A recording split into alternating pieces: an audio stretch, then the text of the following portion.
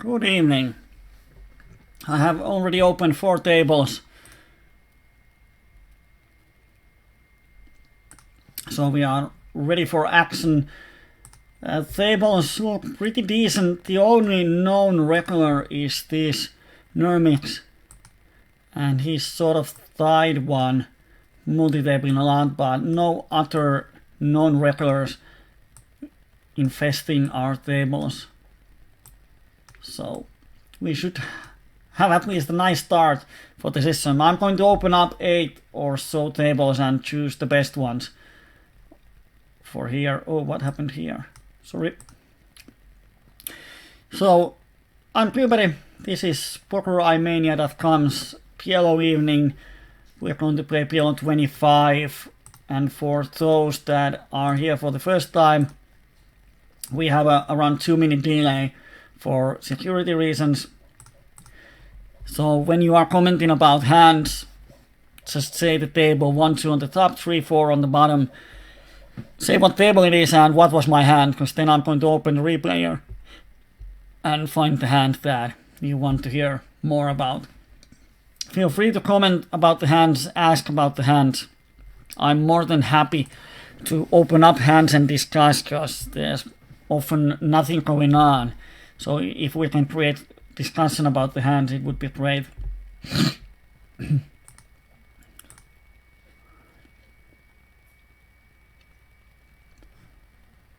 Now we have 8 tables open.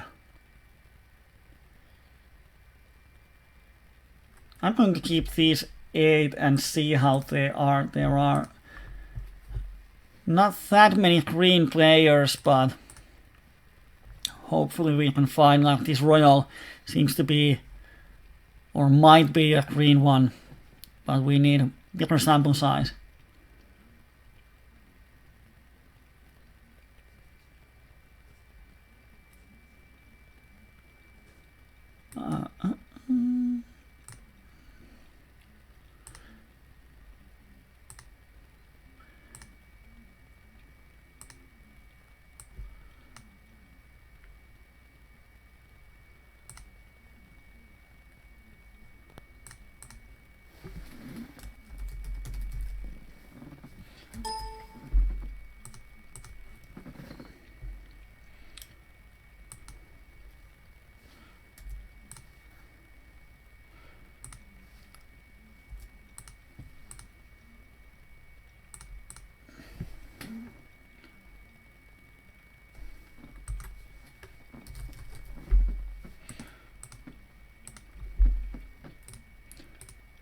I'm sitting out, I'm doing now,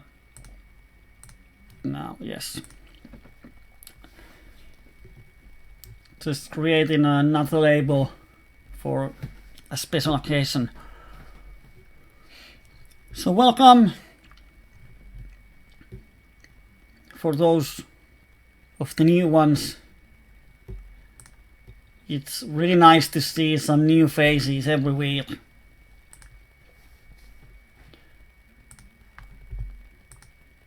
On table 4 we have this aggressive guy. We have only 5 hands, so he has been aggressive on some other stakes, probably PLO50 or PLO10 or whatever.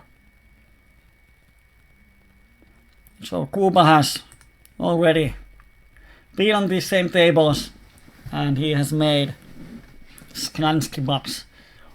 Let's see if we can make it the other way around.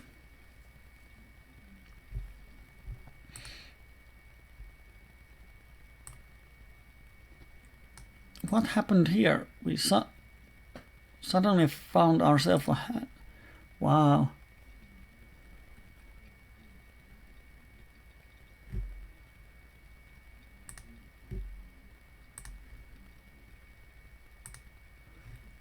These tables, oh, now they work. Wow. Is my connection bad? No drop frames. About the quality. If you find that the quality of the stream goes down, then just say something, because then we can do something about it. I had some weird freeze on my computer. Don't know what happened.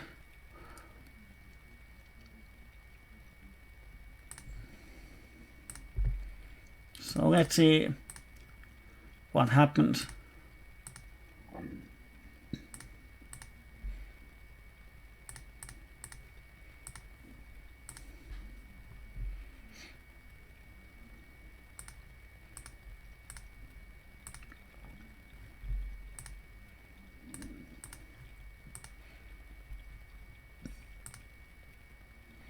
We have a double cut shot here, but the 9 might be dead. It's a rainbow, we have a backdoor flush. If he has been like $1, I would call here. But when he pots it, oh, it's an outside table, you didn't see it, I'm opening up it here.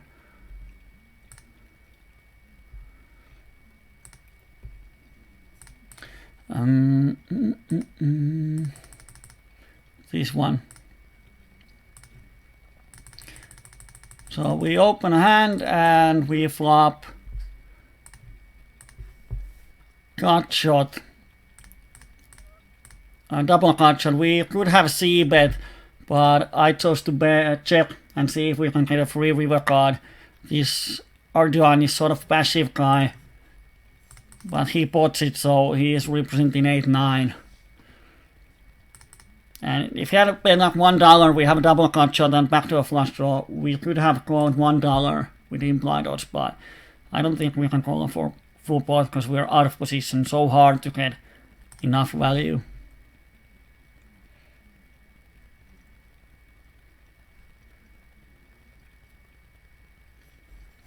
On another outside table, we lost $8 pot with flop set against flopped, not flush, where we value bet flop and turn.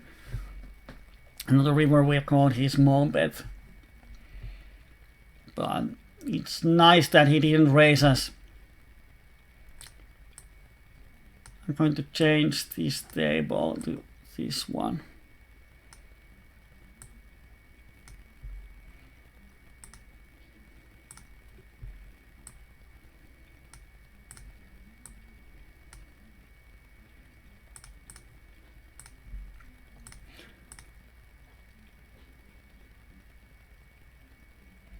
Yeah, the stream might go out of focus.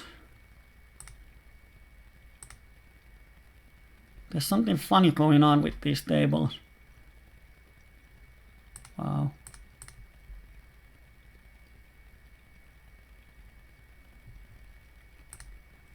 Let's see if the problems are with my computer, but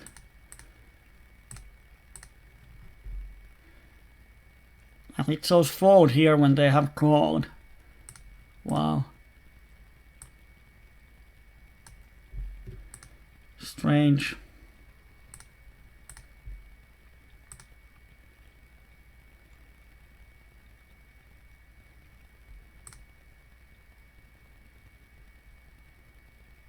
These two tables are, well, all of these tables are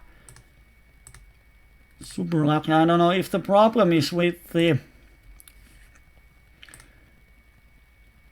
poker stars or is it my computer. Everything else works perfectly, so I don't really know what's the problem. Well, it's in every table that it shows the action for way too long.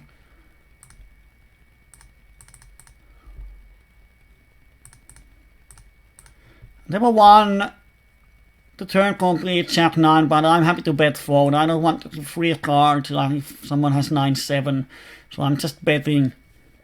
And when he calls, I'm going to check the river. And it's a tie. He calls me with just 2 pairs, I'm going to mark him green. Wow. I really don't know what is wrong with my PokerStars client, but pretty much every table is freezing and lagging behind. If anyone else have the poker stars open. Is it working perfectly for you?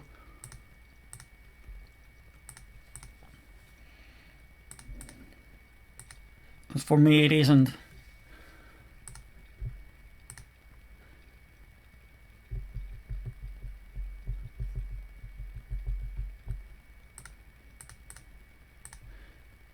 I'm probably going to sit out from a few tables.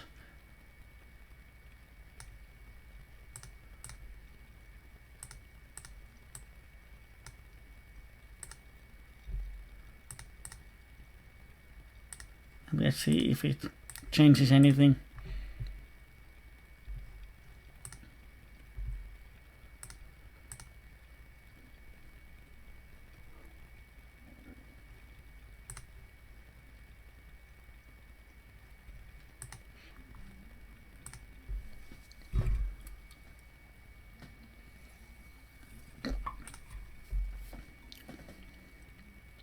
Because I don't want to create a situation where we are suddenly playing a few big pots and poker stars crashes.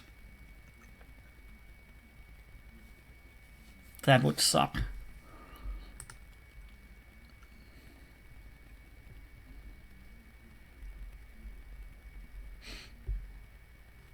So let's wait for a few hands. I can close these few outside tables and then we can see if it affects.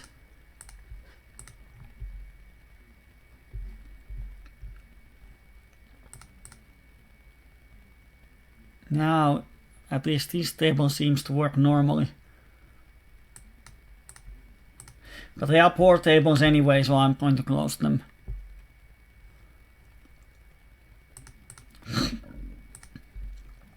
On table 2 we have a bottom pair and some sort of pivot card which gives us a lot of backdoor stuff, and this guy is, these are not his stats and he's not on any other table, so when he pots we are probably often beat, and if we are not beat he has a ton of equity against us, so we just fold.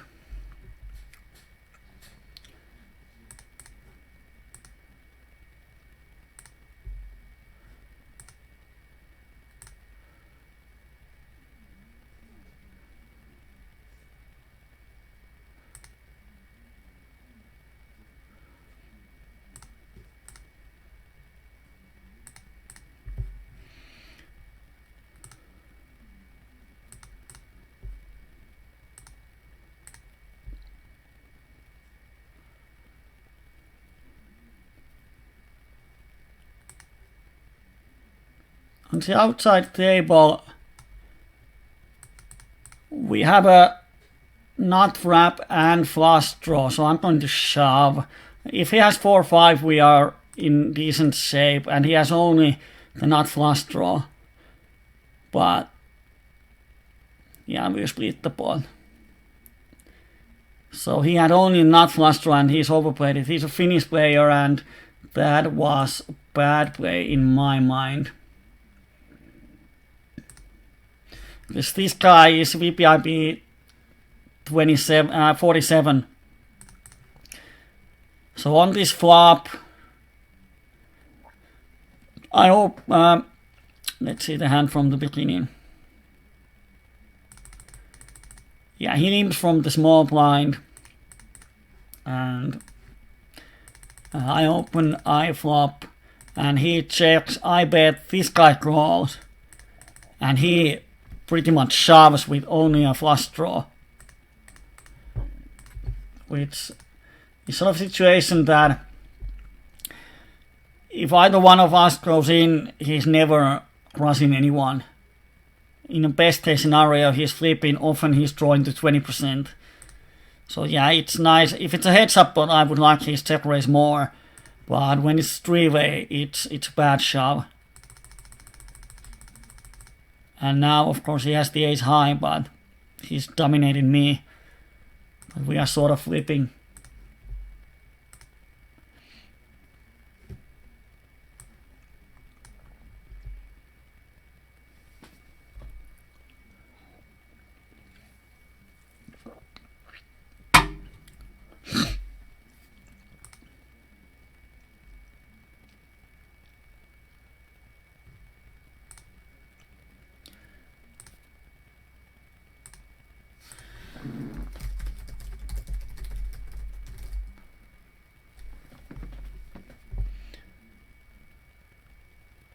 queen jack. I'm going to call and let's see if we can move on him.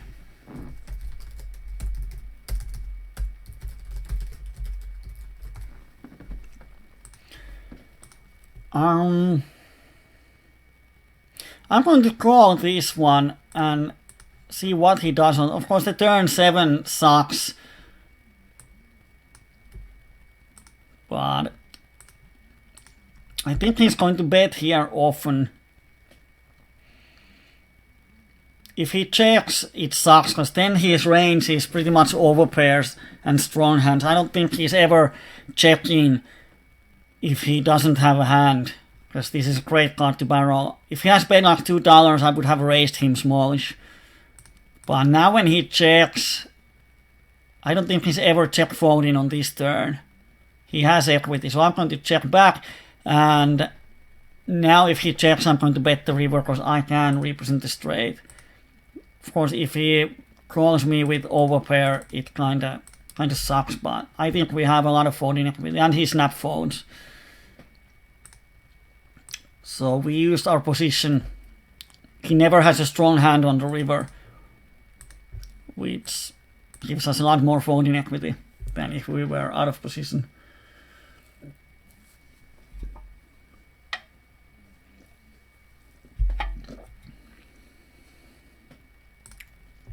We made a fishy min raise on the button. There's some dead money on the pot, and when I play with jacks, I'm playing for set value, pretty much, and I want to raise it pre-flop, so if we hit the set, we get more value. If we just limp our flop with, gets a lot more respect, but when we open, at least, even if it's a min raise, when we open, people will call us lightly, people will raise us more lightly. And here we have the second nuts. So I'm just going to pot it.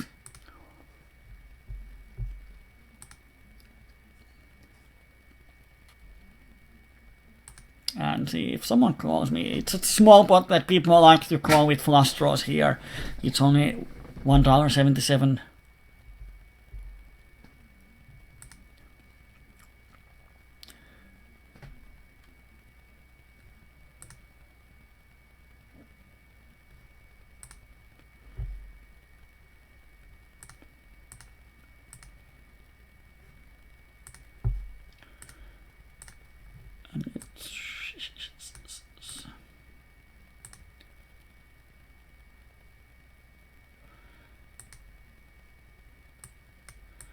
Well, these tables are decent.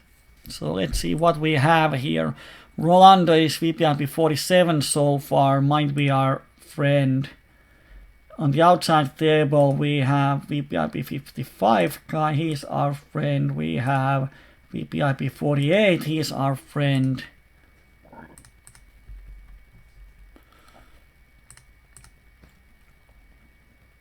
Here we have VPIP 59, he is our friend. We have a lot of friends. 72, he's our friend. Wow. Real is 55, but oh, not sure what he is. Svetlana seems to be pretty nitty. I'm going to mark him neat so far. And when we have like 30 or 40 hands on him, I can change it if needed. The reason why I'm not even thinking about calling on table 4 is that it's often going to be a multi-way pot, because people don't limp fold, except this guy. Wow. So it's going to be 4 or 5-way pot, and this hand sucks multi-way.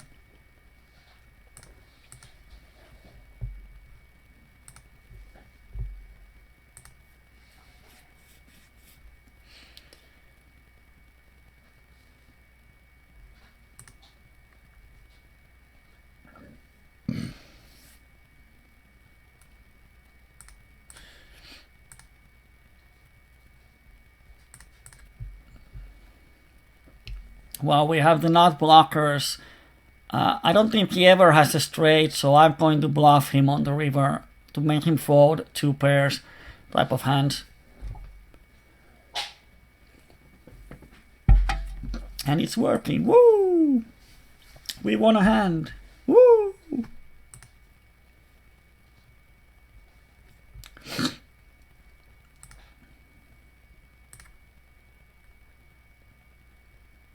I don't have any information about this guy, but he's playing with short stack, so he's likely a bad player than a good one, so I'm not going to steal his blinds. Here we are in the cutoff, so we open it four-handed against two fishes. And probably the button is a fish too. And we flop decent flop. Let's see what happens. Half a pot c-bet. Oh, we had two pairs. Okay.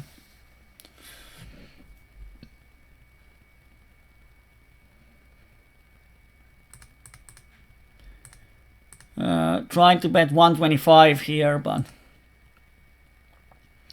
he's not folding, so his range is definitely wider than flush draw. So I'm barreling the turn. I should have decent folding equity.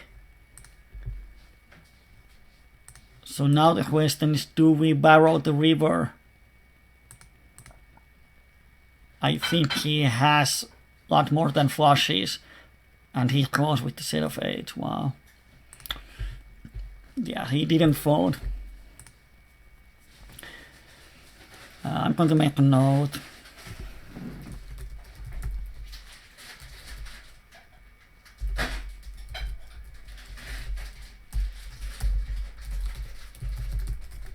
So next time when we have a flush, we can value bet it freely. He's not folding a set.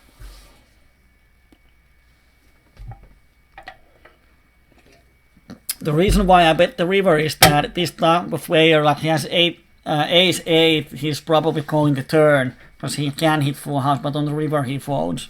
But now, well, we all know this is a bad river call.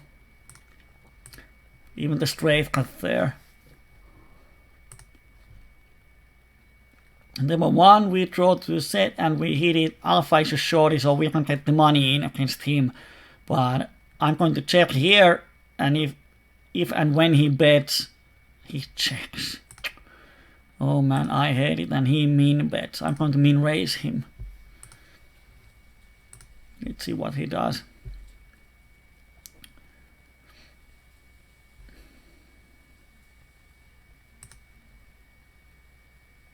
Min bet, wow.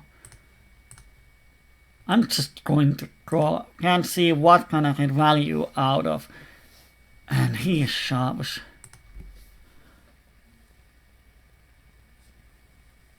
It doesn't make sense. If he has checked, then why he checks? Just calls the turn. But of course, when he pots the river, not sure. This is so strange, but I have to call. And he has just blockers, wow. 41 and 7 player made a blocker raise. That was something. But yeah, it didn't make sense.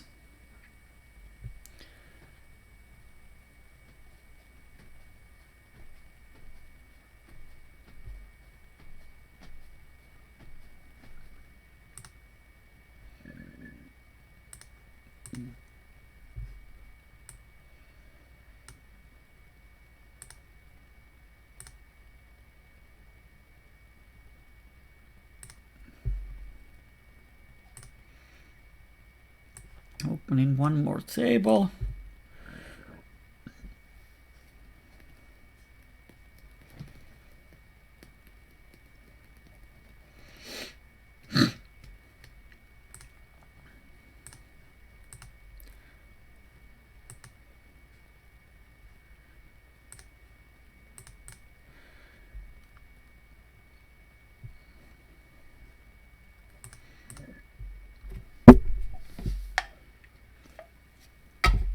If you have any... Wow, he raises me. Well, we can get it in here no matter how aggressive he is. So we just have to fold. So if you have any questions about poker or PLO or whatever, feel free to ask. I'm more than happy to talk about stuff.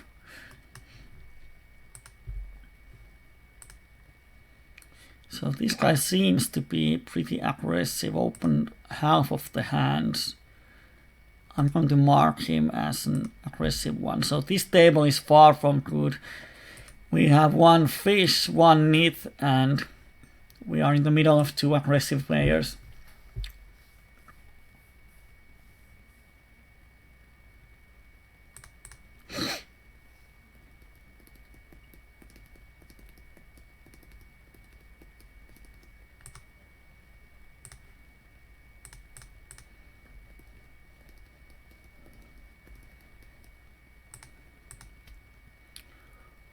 Two pairs and a flush draw. I think we need to bet to protect our hand against bigger flush draws. And on the river we have the nuts, so definitely we bet. And now let's see if opponent calls us. It's a great river because if he's a thinking player, he thinks that if we have a straight on the turn, why would we value bet the river? So we might get a call from pretty wide range.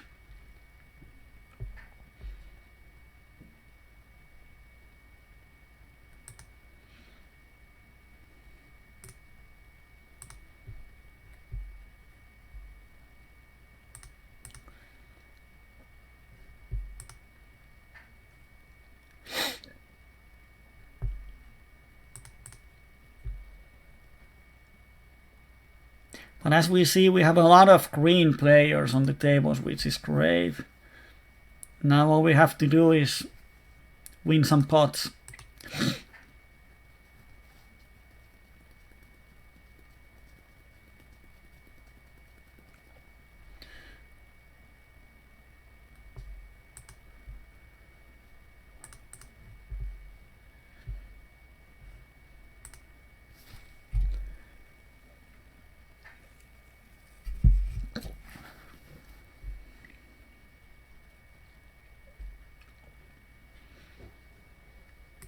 This one is a greenie.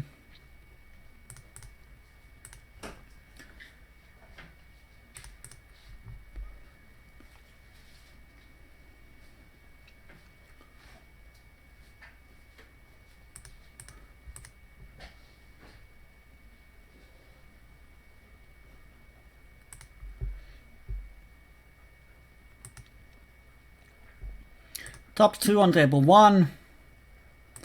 Nothing on table 2. Aces on table 4. Nice.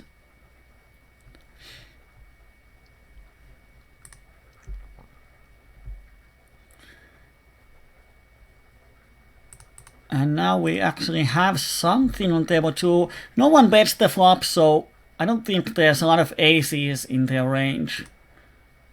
And now we still have top 2. I'm going to make a small value bet against some weaker aces. Of course, we lose to ace king, but some ace jack, ace queen type of hands.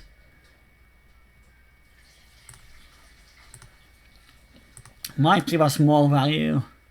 And he folds, probably has a draw.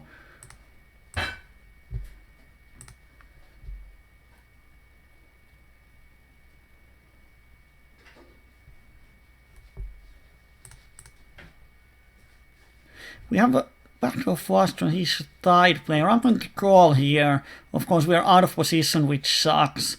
But now I'm going to check raise when I got 2 pairs. I actually have the open entry too. So I'm in a really bad shape against almost anything. I have some equity. And he folds. He has a lot of overpairs in his range. He's such a tight player.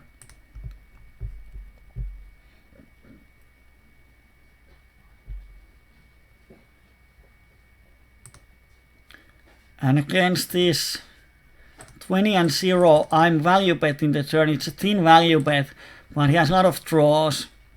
And even if he has 2 pairs, we have some equity to second on him, and now we just check, and he had a wow.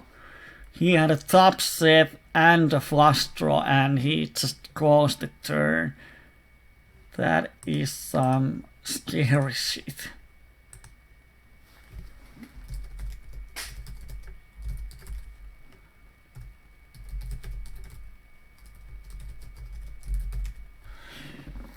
So now we know that when he raises, it's the shit.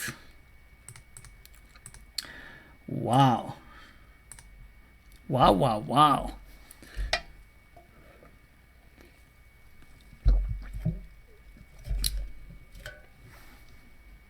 And now this alpha guy is 3-betting. We don't have ace in our hand, so yeah. We have to call.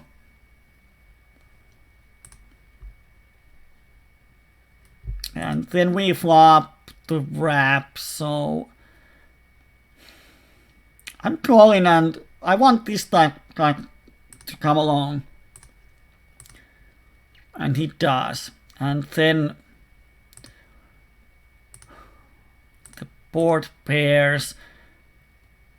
I have to hit something to win the hand, because he's beating me pretty much always. So let's check, and now we don't win the hand. Yeah, there's no point in bluffing.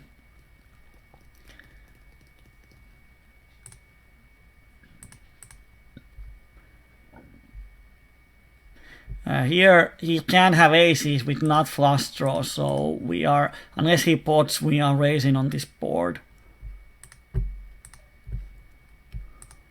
It's a high variance play, but we have the flush draw control, so if he has just aces, we are in a decent shape, so we can semi-bluff here.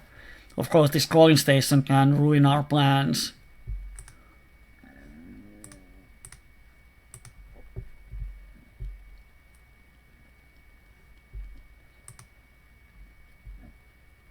And he calls. That sucks. And he calls. That sucks too.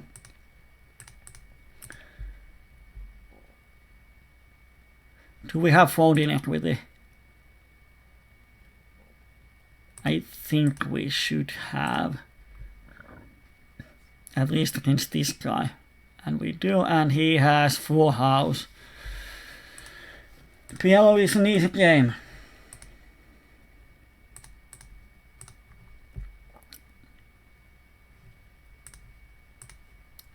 All you have to do is hit your hands.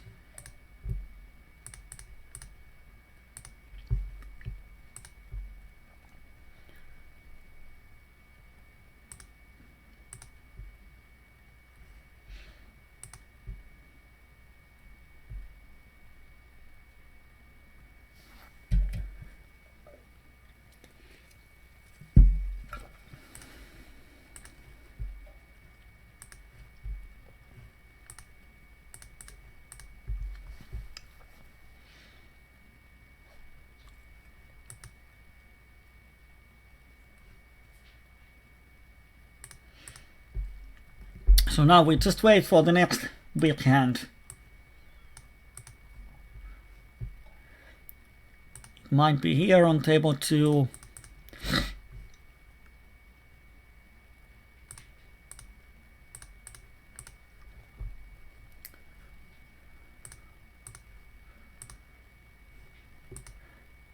And we hit top pair.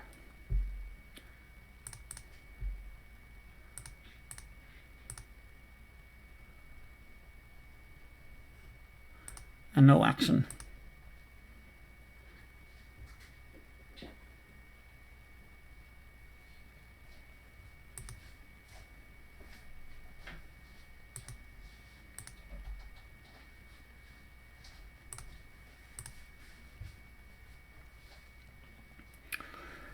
And on the outside table,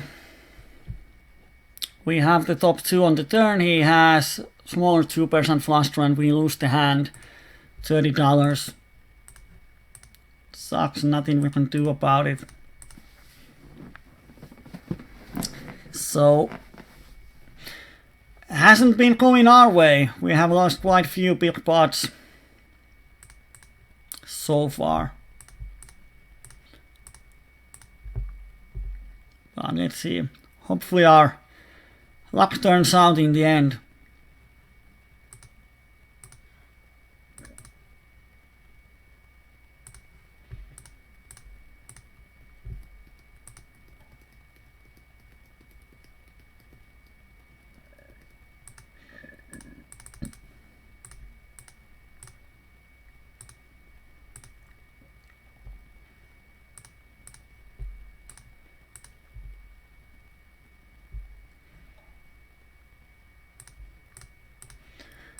Here we have Justin Jack. Oh. And he has two pairs. He would never fold them on the river. Best approach for Zoom PLO5. Well, change to normal tables. Yeah, so you should play only for value. Like, when you have a notes on a player, then you can bluff them, but pretty much you can always bluff on the flop, like on paired boards, make raises, on monotone boards, c-bet and raise people, but I would say that when you are on the turn and river, most of your hand should be played for value. I don't think that, of course, in position it's easier to play, but out of position you can check raise flops, which is a great thing. You can check raise in position. So I would say that good approach is that play small pots until you hit your hand.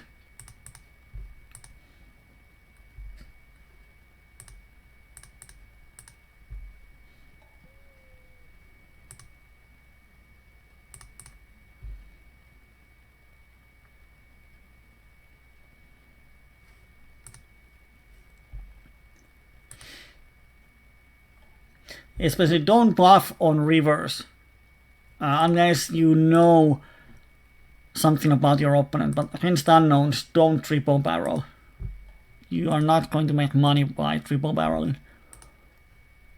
People are making a big pot on table 3.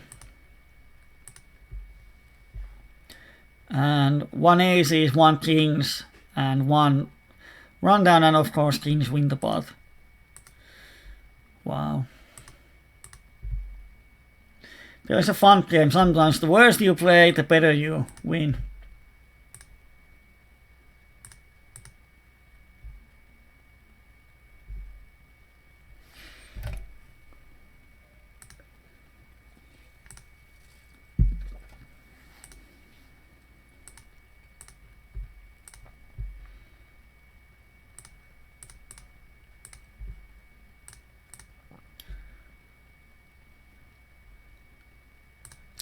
Oh, misclick.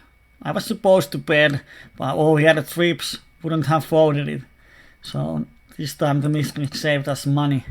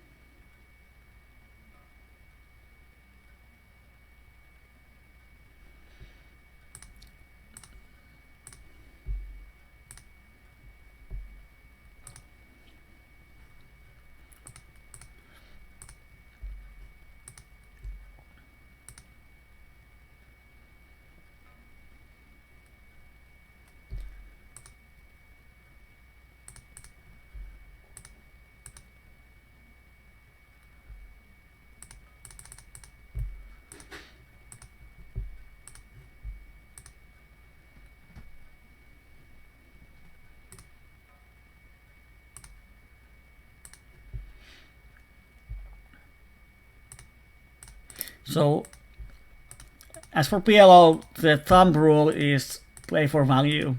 Wait for good hands, wait for good flops, and when you hit, value bet big. Because no one is going to adjust to your playing on PLO5 Zoom. 99 of the opponents are playing just their own hands.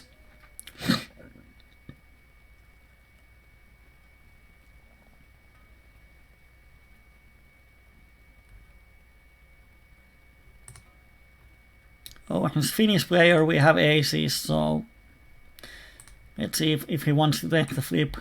And he calls. We have aces with flush draw. I'm going to check back here. And then when he bets the turn, I'm going to call.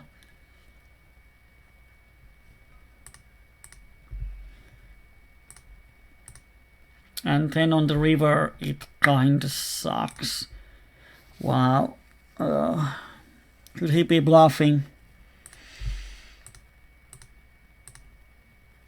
That was not a nice river, but when I check the flop, I don't have straight. When I call the turn, I don't have straight. So he might be bluffing. I think I have to make a crying call here. And he made it on the river, of course. It's just the bet came so quick that I think if he had a Jack 9, he might think for a while on the river, but yeah, this time he had it. And we lost another pot.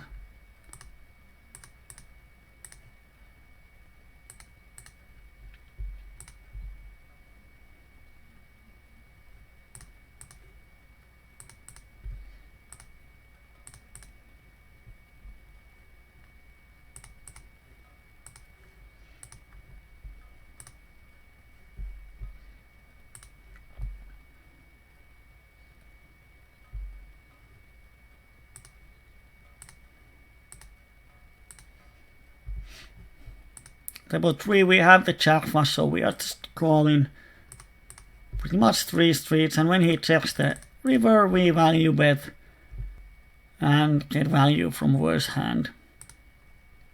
And he had set of kings. Yeah,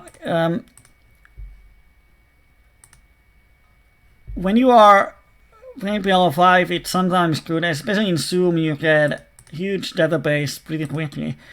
So you should filter your biggest losing hands and see if there's some pattern.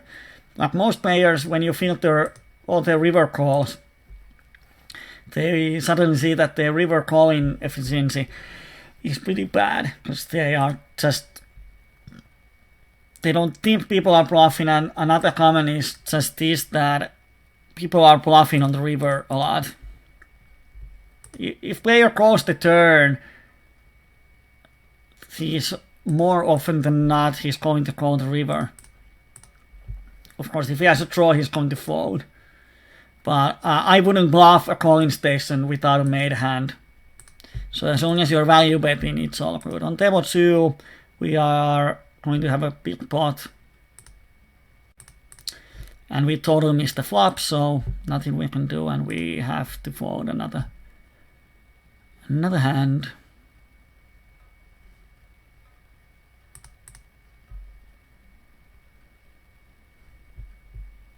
Why didn't I raise turn on table 2? Did I miss something? What has happened here? Wow. We have the freaking nuts. Oh yeah, we folded. It wasn't this hand. Why didn't I raise the turn? One option is to raise the turn. But when he pots the turn, he has 2 pairs. It's hard to get value from worse hands.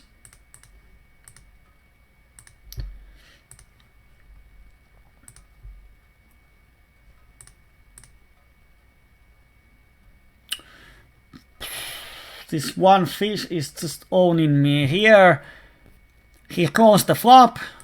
On turn we make a straight, we bet. He calls, and river pairs, we check call and give him an opportunity to bluff his missed flush draws, and he had a freaking 4-outer and he hit it. So he's running hot against us, and we are just been run over. And we have to check call the river. He had half a pot left behind, so we are definitely losing today.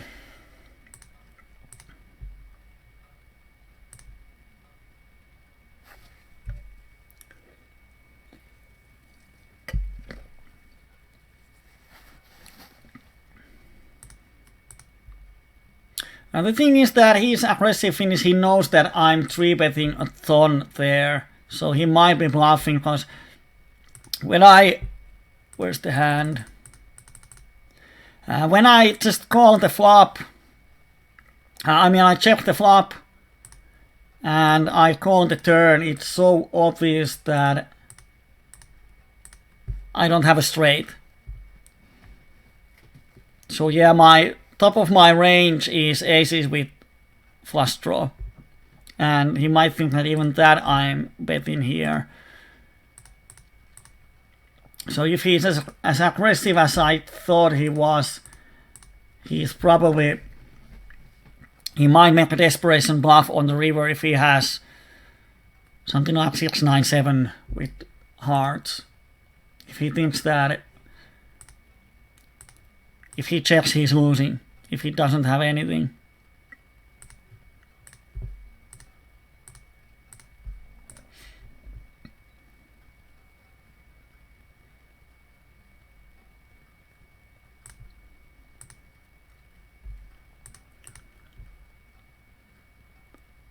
And on the river, if Possum bets, I'm going to call. And this time he had the flush, but he's such an aggressive player that he has definitely a lot more. But yeah, on this session, pretty much nothing has gone our way so far.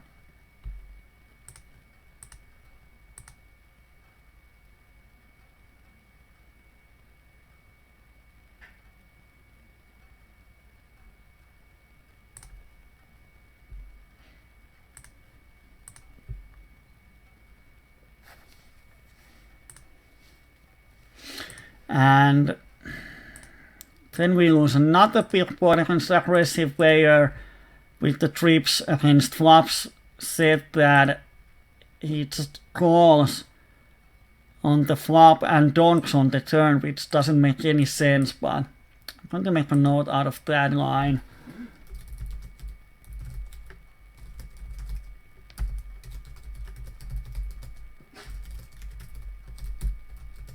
But yeah, he flopped the nuts, he check on, and on the turn, it's a blank turn and opens a lot of draws, he donks half a pot, which is super bad play, but yeah, can't wait this time.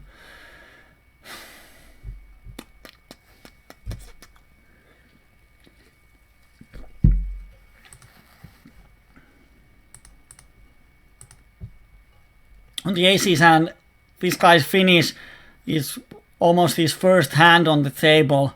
Like here he shoves with,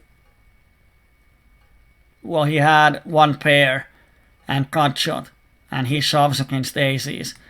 So yeah, he is a crazy one.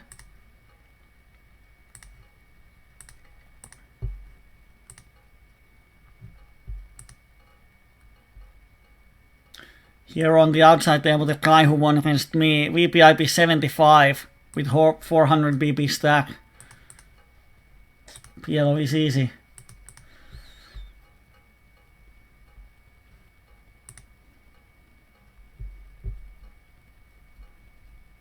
And here we got a code 4-bet, definitely aces. We have a premium ace cracking hand.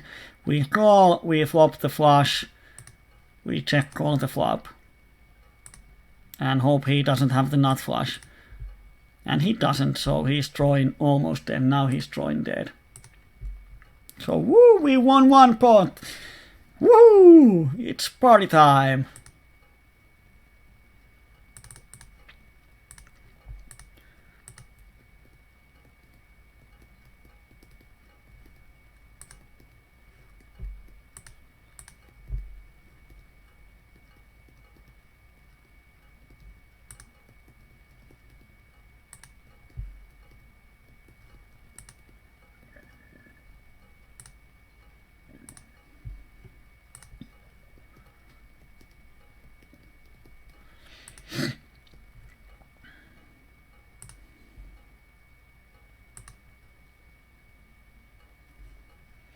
Top pair and a cut shot.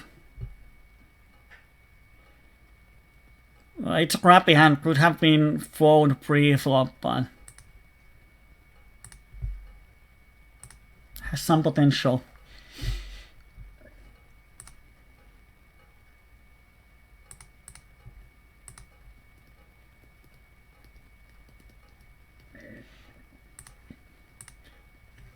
And I don't want to bet the turn because they have some overpair kings in their range, ace queen. So let's make the straight on the river, and now we might get easy calls.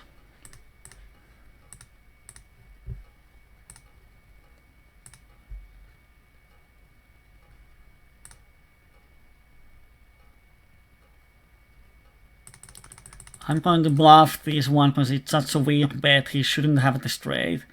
And he calls, jack pairs the board, so if he has some sort of two pairs or draw, we are beating him. And if we bet, he's never folding straight, he's never folding trips. So we check back. And he has aces, and wow, overplayed them. Because on the turn he has only, if we have 7-9, he's drawing dead. But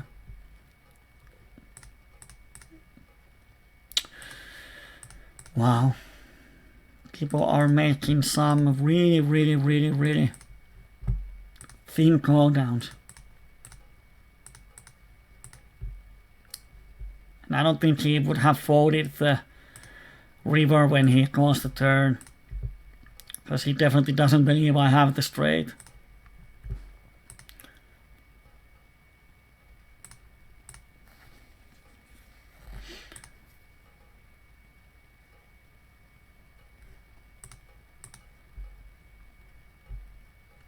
What could they have here?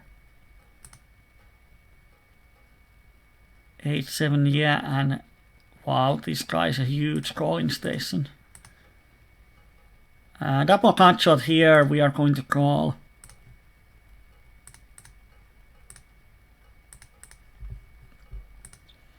Wow, this is such a calling station that I don't know. I'm going to give him the green color. Because he's more of a calling station than something else.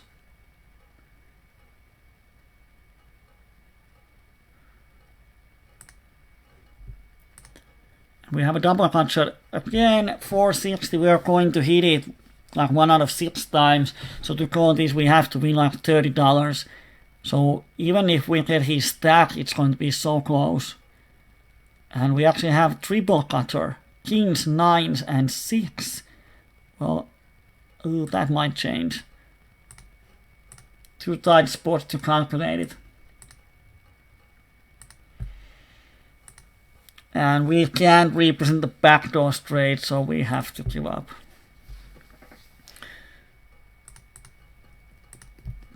Triple cut shot, it hits 1 out of 4 times, so yeah. That's a lot more closer. Here we have a wrap and flush draw and a pair.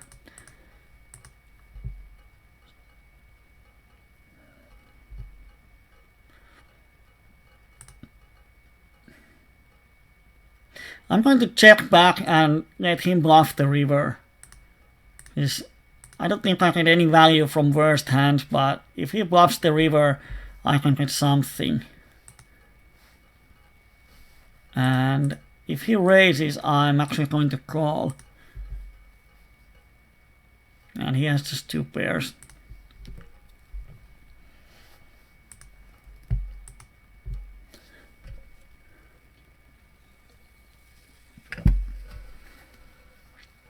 Welcome Torspo. It's party time. Woo!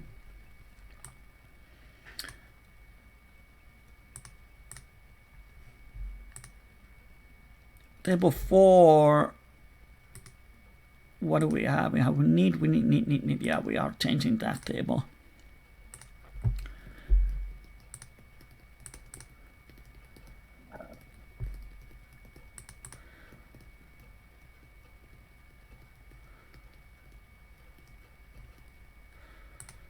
It's a bad one. So we can open this one here.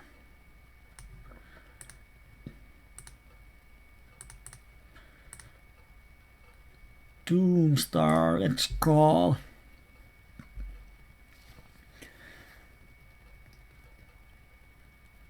And then we just... I don't think he's ever bet check raising here, so he's check folding or check calling.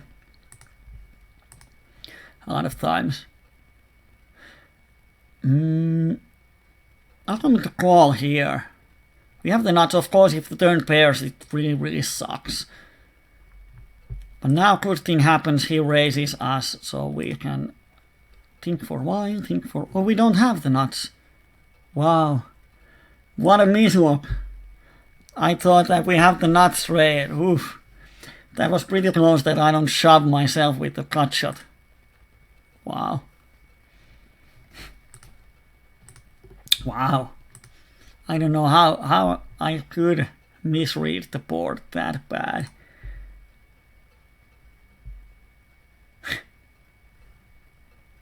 Christ.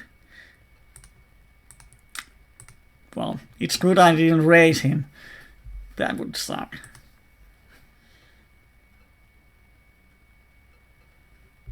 Stephen is asking, did I have a triple cut shot? I think I did. Where's the hand? It's not this one.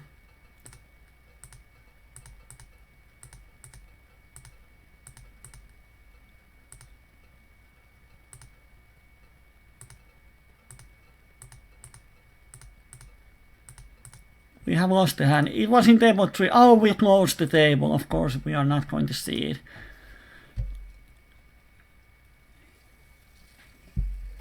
Rolfam is asking that I said we need to win $30 pot. It was implied odds. If we are going to, I thought we have just the double cut shot. So if we are going to hit our draw 1 out of 6 times, we need to win our investment 6 times back. And if we call 460, we have to win 6 times that, which is around $30. So it's a quick way to estimate how much we need as implied odds. And the board would be around, how much was it, $15 or something. So we need to get 15 more from him on the river. So with the just double cut shot, it's not enough.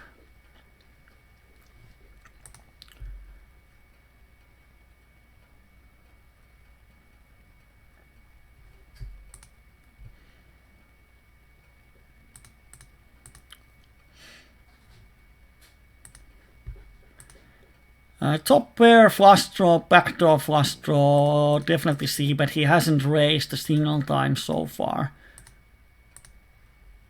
So we are not that worried about.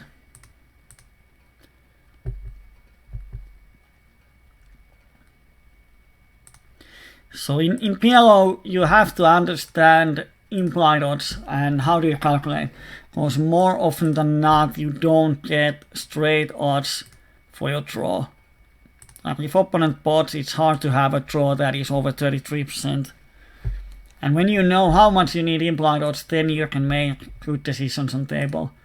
And that's one of the biggest mistakes for even regulars, that they don't know if they go with the flush draw how much they need to have as implied odds. Here we have a cut shot. So I'm betting, and if he shoves, I'm calling every time.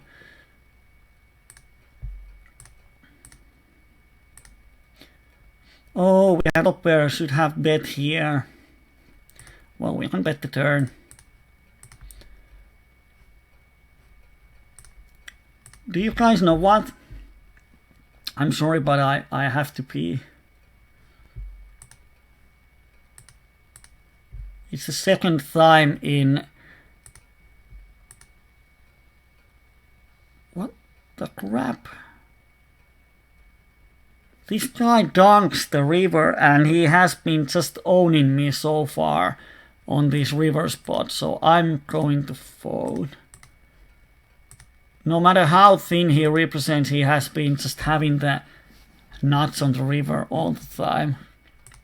So it's the second time in our PLO night history that I have to put the plane on a break in order to go and pee. So I'm going to sit out on the next big line.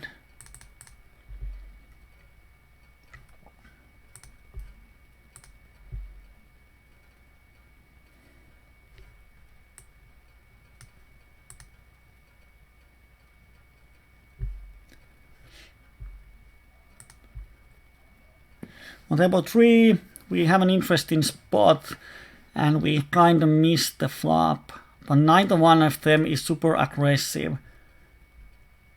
So I'm definitely c-betting this flop. And if they raise, I'm just folding. If they call, then we see what happens on the turn. They probably has a flush draw then. Big part of the range. Here, Possum 3-bets us again. I'm going to call.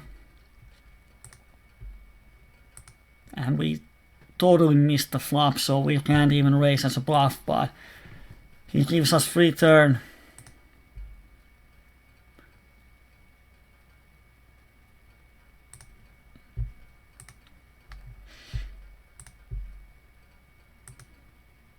One option is to 4-bet and create a lot of folding equity. Of course, it's on the SPR1 house, so he's going to call on a flop with a really wide range. So if we don't hit the flop, we are often behind even all his draws. Rupa is asking again, yeah, I peed on last Friday, so it's 5 days ago. I have to pee again, sorry.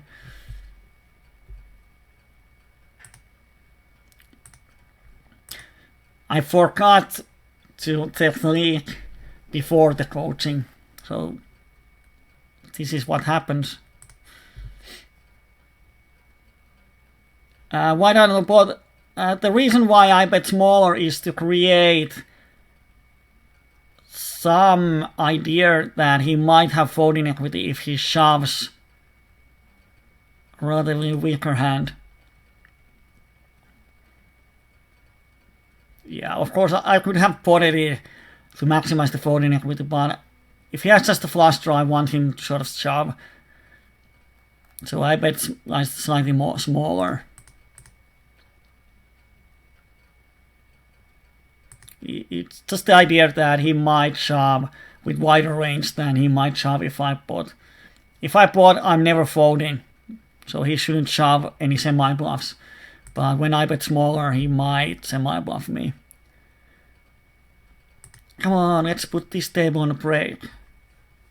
Otherwise, we are going to lose the spots on the other tables. Yeah, it's 20 seconds. Yeah, okay. See you in a second.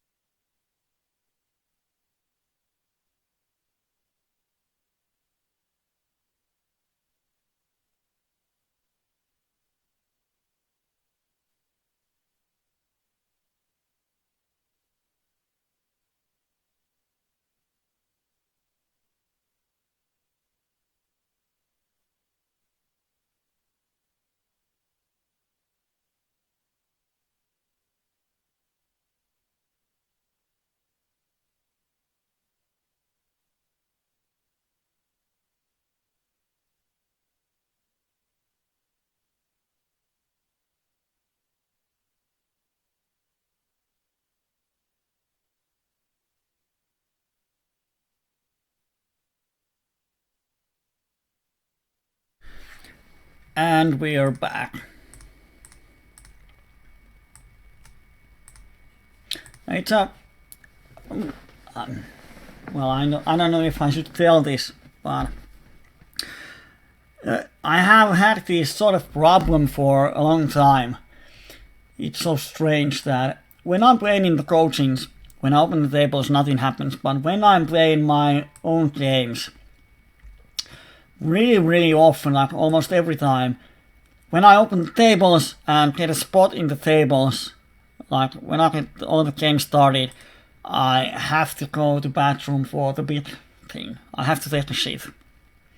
And it's so funny. And often when I'm thinking that, yeah, I'm going to start a session, I'm just like kind of listening myself that, do I need to take a shit? No, I don't have. Should I try? Yeah, no reason. Another thing. And as soon as I sit on the tables, oh yeah, I have to go. Have to close the session and go to the toilet or play with the thing. It's so funny, I don't know why it happens. It's every time I open poker tables it happens. But it has never happened with coaching. And now, I don't know, some psychotherapist could tell interesting things about that one, but I don't know.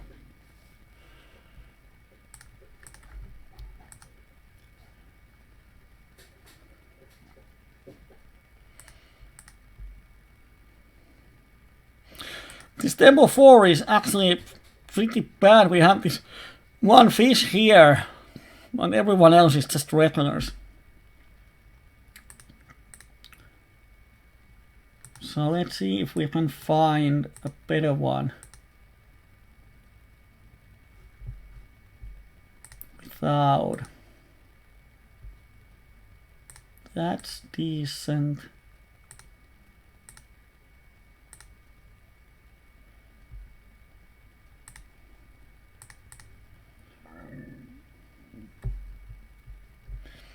So we're going to change the table 4 actually.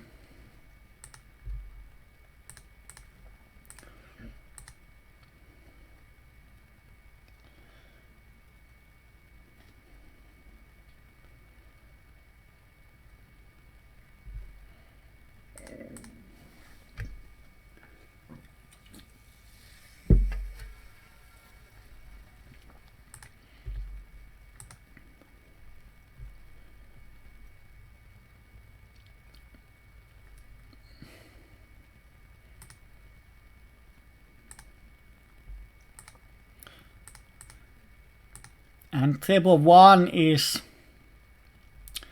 also full of regulars.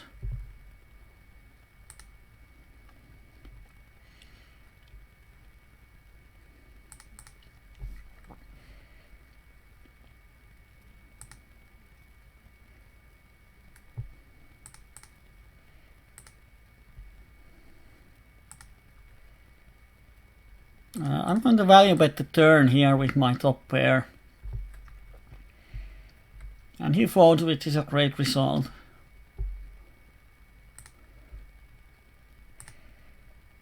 Oh, we flopped the nuts here. Now the question is how to get value.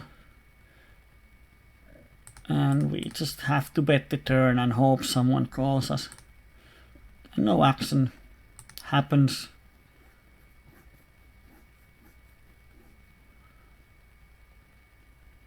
Wow.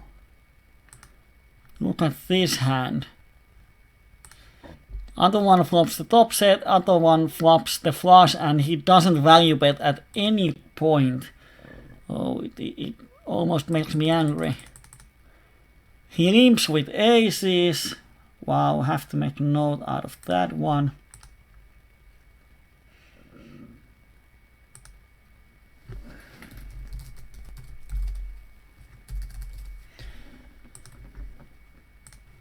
He limps aces, he just calls with double suited tens, and then they both flop.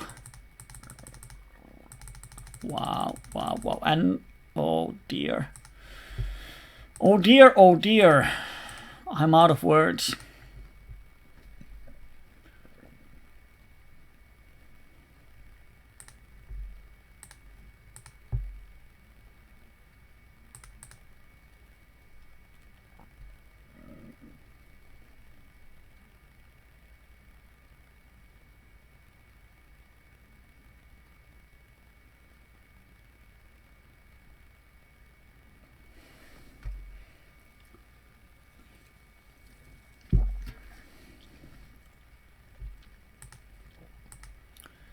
And let's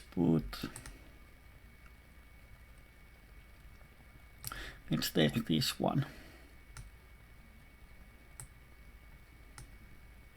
He's just calling. He has been super aggressive, but yeah, river aggression 82. 9 out of 11 times he has bet the river. And he has won. He's 500 BPs deep, so I think he has won every showdown on the bigger pots so far. So yeah, he has been aggressive, but he has won a lot of pots, so he has been hitting today. So it's always, if you just look at his river aggression, oh, he must be bluffing often, but yeah, he hasn't lost a single pot on the river.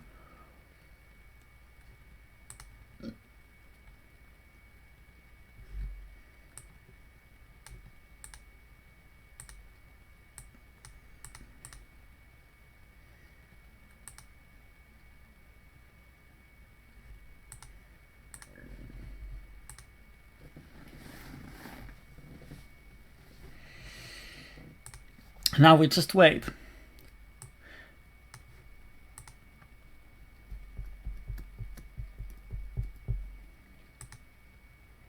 For those who just came here in the last half an hour or so, we are doing pretty poorly. We have won one flip.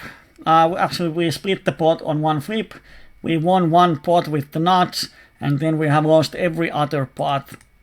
So even if we have some small winnings on some of the tables, even the one where we doubled up, we have lost the double up amount of money. So we are losing a few buy-ins so far. So that's the situation. I'm going to 3-bet it. We have position, and let's see what happens. One option is to call, but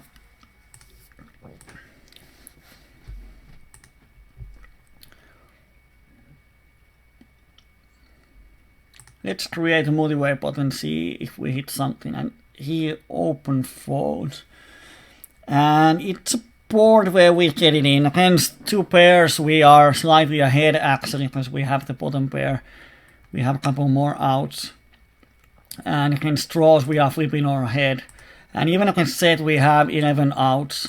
So let's see what happens.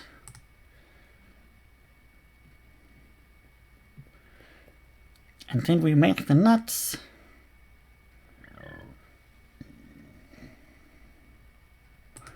He's so aggressive that I'm going to... We have one bet behind, and I don't think he ever has two pairs or better, so I'm going to check back. And of course the river pairs the board. But the outcome is same. If he has a set, he's going to call on the turn, and we lose the pot on pairing river. So here I'm just going to call his bet. And he has just the trips. So yeah. He had the straight on the turn. I'm not sure if he had folded it or not.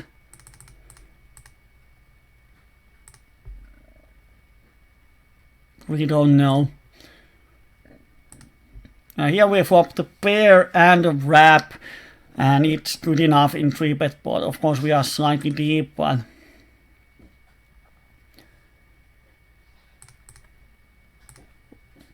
or let's see if they both come. We can also just call if he raises. And I'm going to shove here.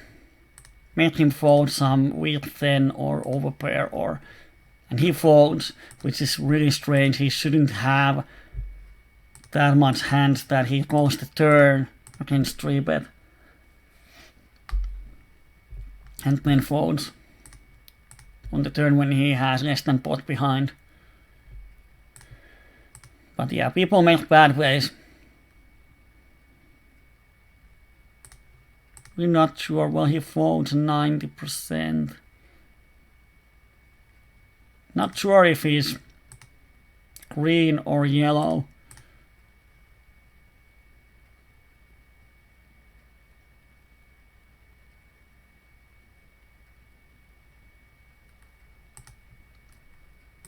going to mark him yellow, so he's an aggressive one. So on table 4 we are over 200 BPs deep with the fish, which is pretty nice situation. And here we have top pair, flush draw and cut shot, so even if he raises we can easily call.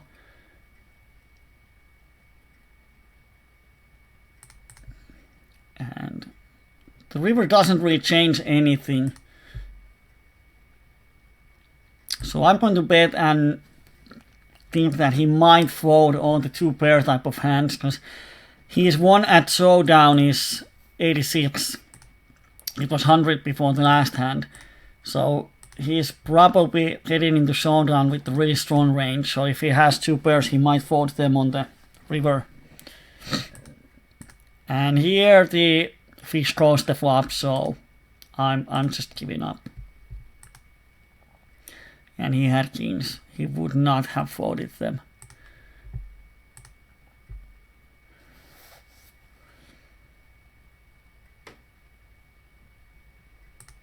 And on the button, when I have a good hand, I'm just potting against 2 fishes.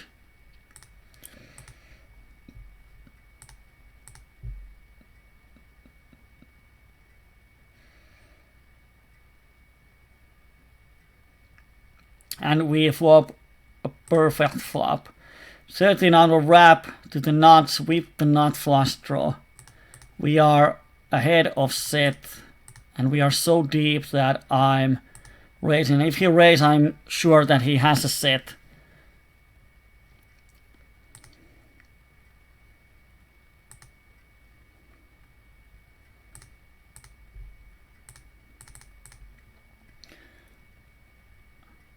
And if he has a set, he raises, I can call and fold to pair in turns. Now we make the nuts on the river, and it completes draws. And we have represented a set, so he shoves, we might actually get a huge value, or then we just split the pot. And we split the pot. We were just crushing him. He had 26 on the flop and 33 on the turn, and fish got lucky.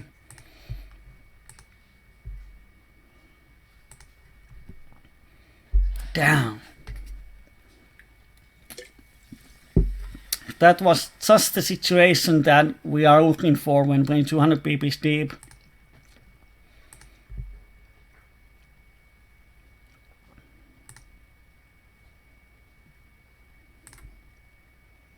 Oh, he had the flush, but checked the turn. The reason why I bet the turn here is that even if he raises, then we know we have ace high, we have to hit our hand. So we can happily call and see if we hit the river.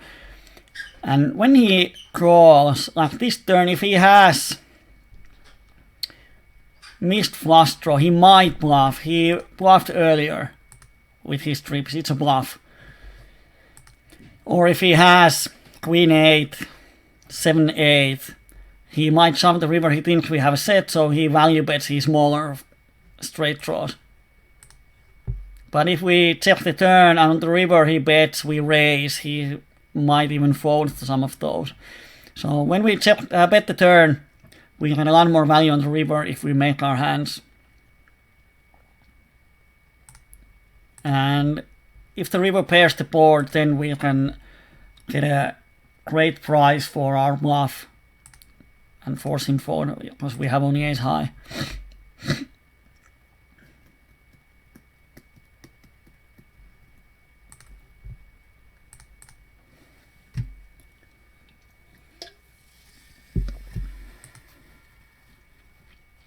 We open aces, and then we just value bet it until he raises.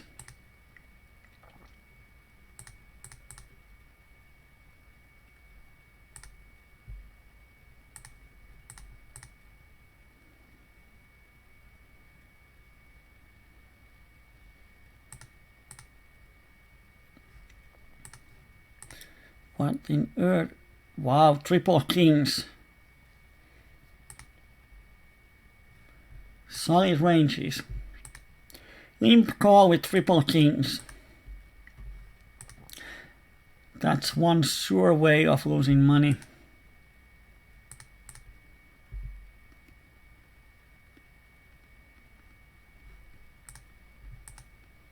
We opened nice hand, but we sort of missed the flop, but 7 hits the gap, so we have a lot of backdoor stuff. So especially against 2 green players, we are just checking behind and see if we pick up something on the turn. And we don't. We have a cut shot, but that's all. So then we just give up.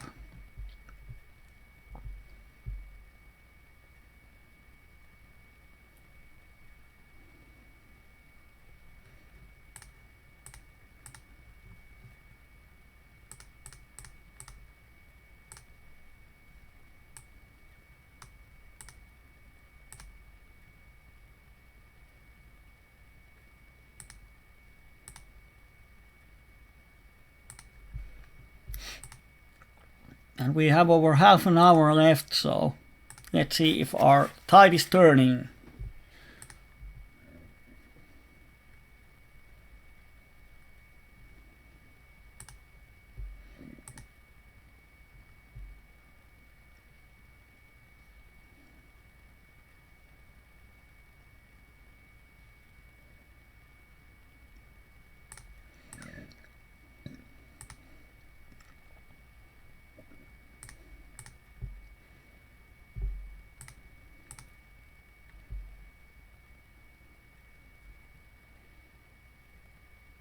Not sure if I should raise here or Doomstar raises.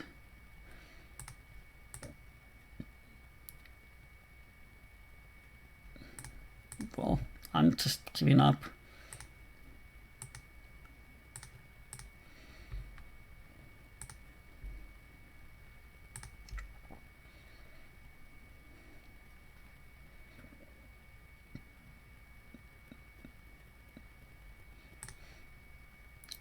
This is such a tight player that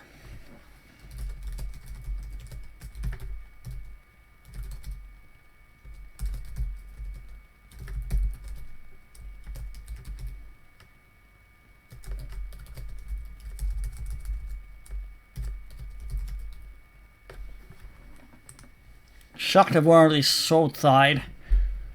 Like he had like flop triple nuts, third nuts with the 10 high flush, and he just checks down in position. I have to heads up in position.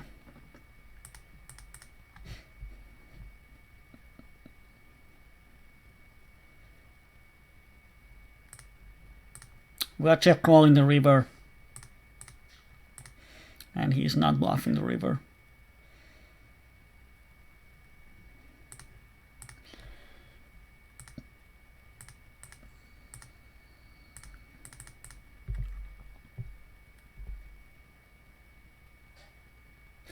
The reason I'm betting here is sometimes we can fold, we can calls from smaller flush draws, and if someone raises, if it's going to be a multi-way pot, we often get the odds for calling. And pairing turn kinda sucks.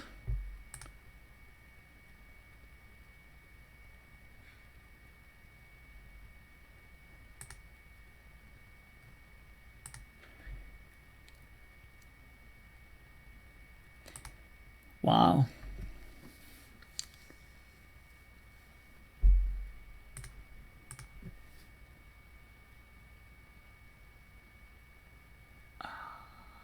When you close the flop, the only hand I'm beat now is pair of kings with the flush draw, but if he has king 10 he might value bet it, so really hard to pick up a hand that we can beat. So we have to just fold him.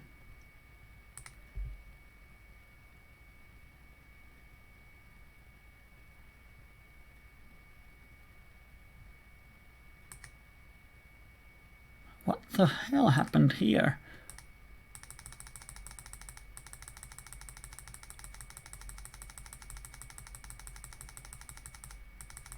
He bluffs he has nothing, he calls the turn with nothing. Oh, he has a cut shot. and he bluffs the river.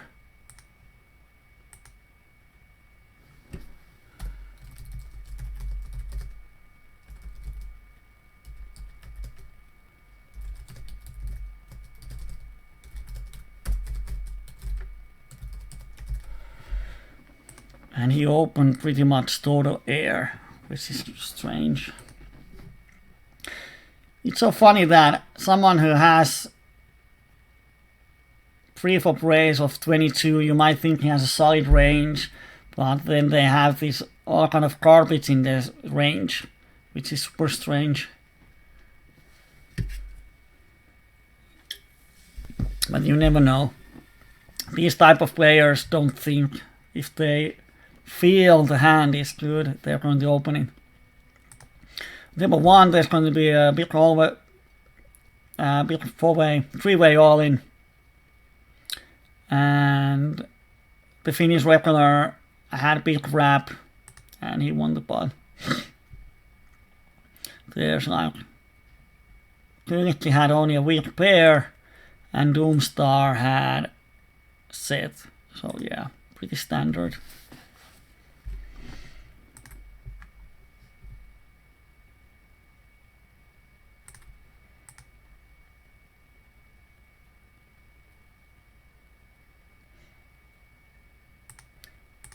The reason why I didn't want to limp with this hand is that his Stratiotis has been raising every single hand. I don't know if he's tilted or something, or just gambling with the rest of his money, but he has been opening a lot of pots. So I think he's raising like 100% there.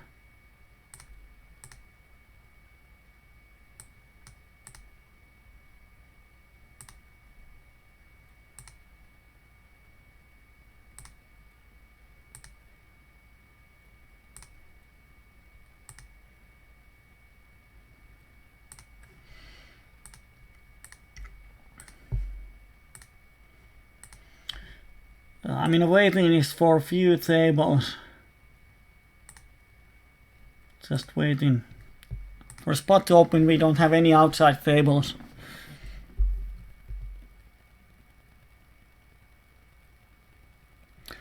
Definitely my big blind against button with 90% range. Well, at first it sounds pretty strange, because heads up pot out of position with deep stacks is something that it's so hard to make money when you're out of position in a heads up pot, especially against good player. So I don't know why you should open like 3-bet or call, because there's two ways to defend. You can call or you can 3-bet, but either one is as soon as the opponent knows that you're defending with 90% range, you can make money against him. That's for sure, unless you are just owning them post-flop, then you're on the wrong stakes. But if the opponent knows that you defend your big blind with 90% range, they are just making money out of you.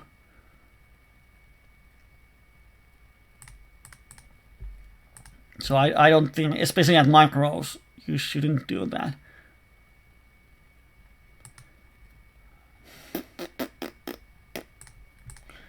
Kinda sucks, but we have to get it in. If someone has the straight, then be it, but people might shove some draws as semi-bluff, they might shove 2 pairs, and when he folds, it's good for us because he has like 1.5 pot size left, and when he thinks he doesn't have the straight. And he has 2 pairs, 4 outs, and we turn the quads. Woo! I don't know which player said or where. If it's an article at somewhere, I'm really interested. Thing is that on big blind you can defend a lot more than from the small blind, but still it's a heads up pot.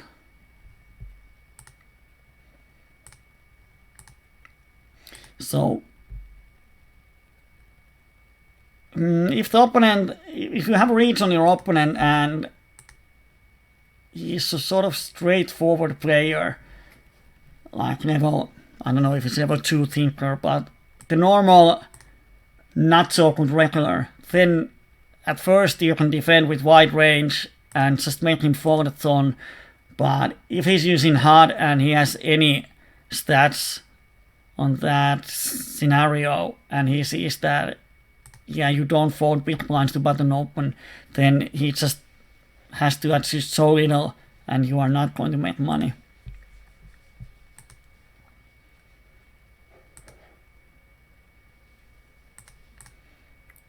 So I don't agree on that one without some information. Now, do we want to bluff PT? He bets over half a pot, 399. That's something he types with his hands. I'm going to fold. It smells. It smells like he has a king in his hand.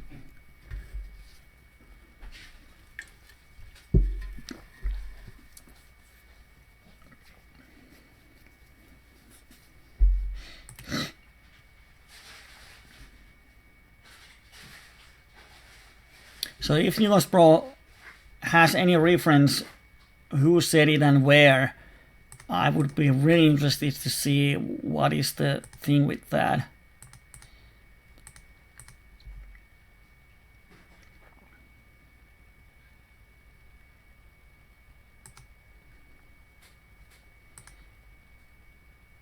Oh, we are so deep. Can't forbid. And on this board we are getting in.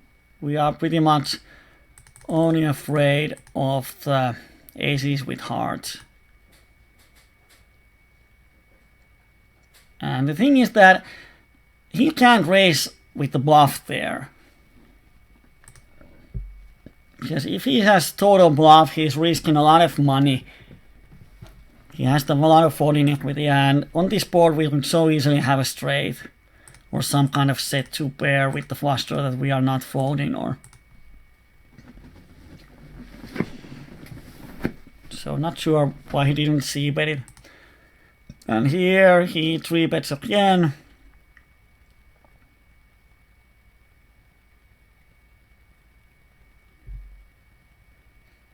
I'm not sure what the dynamics are in PLO1K to 5K. It's a different game than in mid-stakes and micros.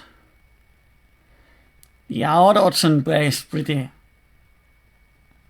funny way too, but I don't know about the dynamics in there. It might be that in there you have to, but still.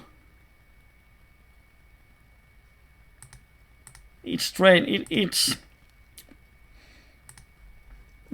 I know we can't get a coaching from him, so he could sort of justify, I don't know, justify is a wrong word, but he could kind of say what is his thinking process on defending so much, why he thinks one has to defend with that wide range. Because even when people are playing heads up, they don't play 90% of their big blinds. So why would you play them in 6 max?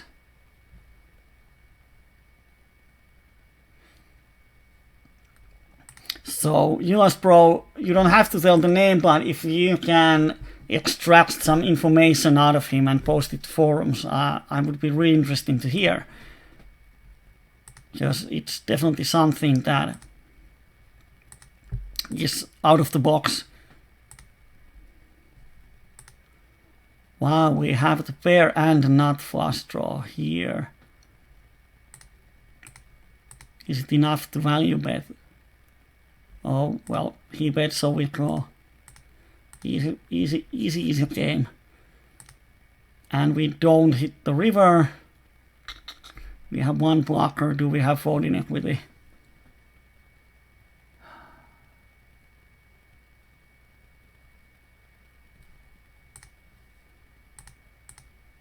I'm going to make the bluff here. We have one blocker And he shouldn't have a strain. Now the thing is he going to call as we set 2 pairs? Oh, he folds. Wow.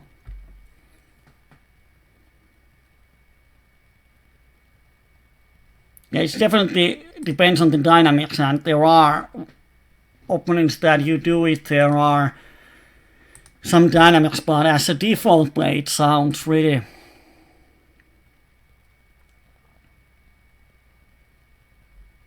It sounds strange. Because I know that even if you're playing heads up, your default play is not to play 90% of your big blinds. And in 6 max, your button open ranges are slightly tighter. Or, I don't say tighter, they are weighted more towards the good hands than the bad ones. But just slightly.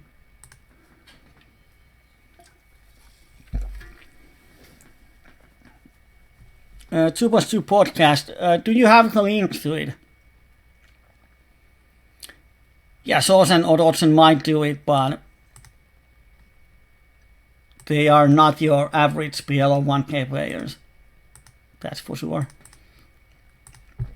But if Wolfram, if you have the link, can you post a thread to forums? When Tom calls the flop, I'm just giving up. So if Wolfram can open a thread about it and post the link to the podcast. Yeah, Josper, as I said, you don't... I didn't expect you to give his information. Just what I wanted was his opinion. Of course, I don't know how many Finnish regulars there are on that level. If someone can connect the dots and figure out who he is. But... yeah, Hoden players defend 90%.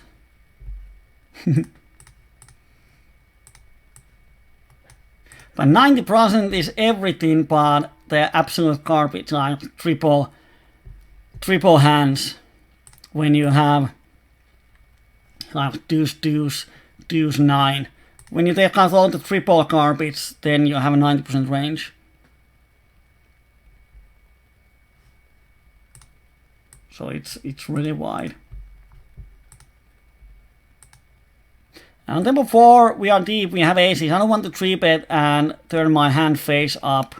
So I'm calling, but we missed the flop, so just giving up. So Josbro, don't give his personal information, but if he is kind enough to let us know the thinking process behind why defending 90% is better than defending 70%.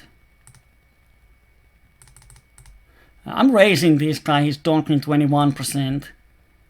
And this turn sucks. Now his bet call range just hits this turn. So I can't make him fold. And he had the nuts on the turn, so yeah. Wow, well, he had 2 pairs on the flop. This time he had a hand.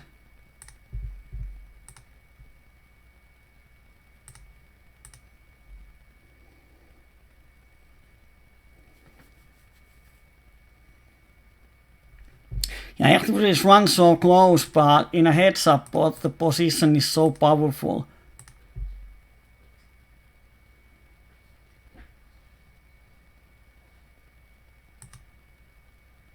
As far as I know, Sense is playing quite tight from the blinds.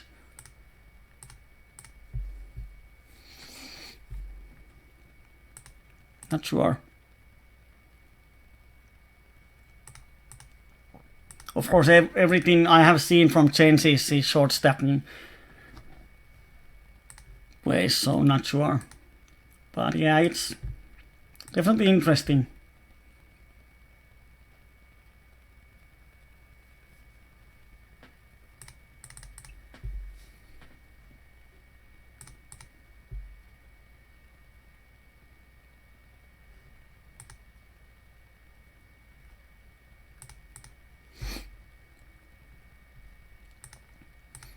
Especially I'm interested in if your range is 90% and the opponent range is 90% and he has the position, where does the money come from? Of course, if you think you're a better player, then do whatever it takes to make money. But let's say the opponent is a even skilled player, and if your both ranges are same and he has the position, where is your edge? Where does it come from? Here we have a top pair, over pair, and cut shot. And Doomstar is aggressive player. If he raises, we are credit in. Hard for him to hit this board. Now we hit the straight. Of course we get it in. SPR2, but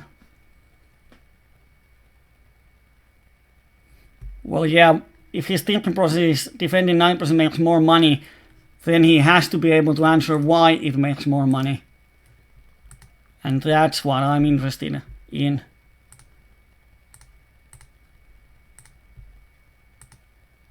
Yeah, of course, I don't say you have to fold every... Oh, he dunks, but I'm going to shove. We have the second nuts. If he has 3-6, then beat.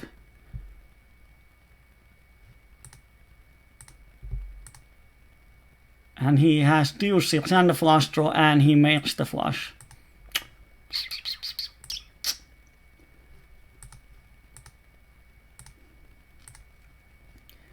That's how we run.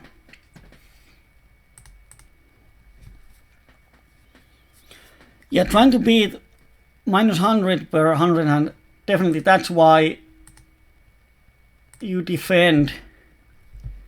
But does defending 70% give you more money than defending 90%? Wow. Now we got something back. Of course he's $15 shorty, 60 BBs, but he bet the river and called our raise with the straight. So we got something back, but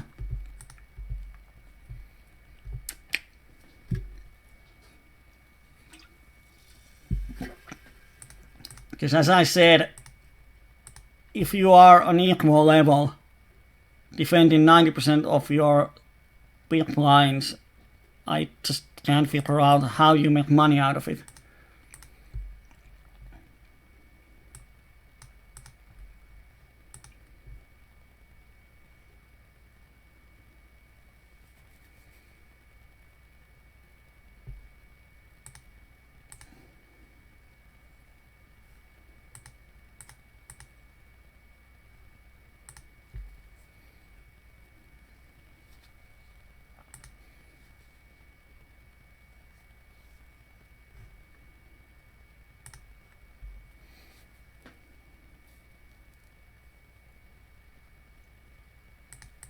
Yeah, it's true that we don't have to win half of the pots.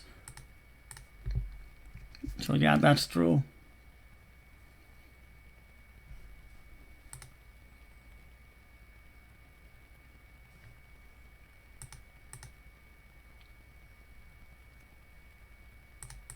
And definitely an interesting topic. But I wouldn't recommend anyone to do it on micros unless they are really sure what to do, because when you're defending a lot of hands, you have to rely on folding equity.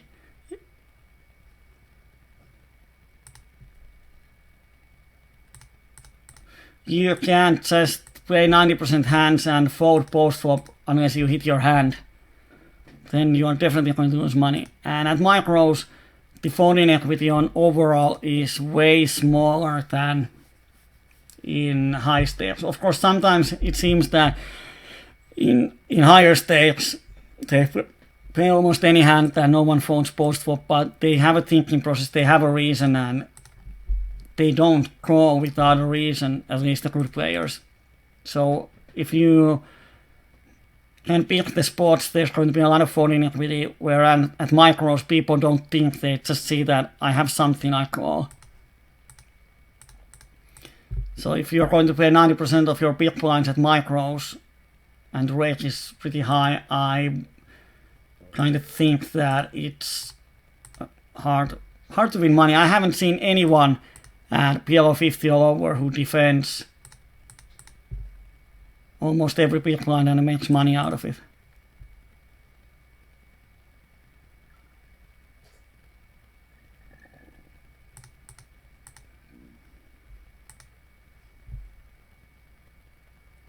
Wow, we are so deep with this guy that I'm going to call. And then we flop a good hand or we flop trouble. Because we don't really want to get it in against this guy. But now we are going to bet.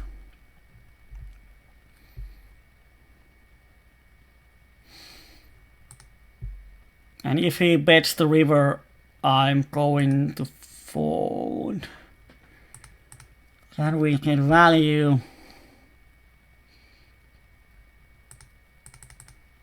I think we can. From worst jacks. And he had a queen. Oh, Jesus Christ.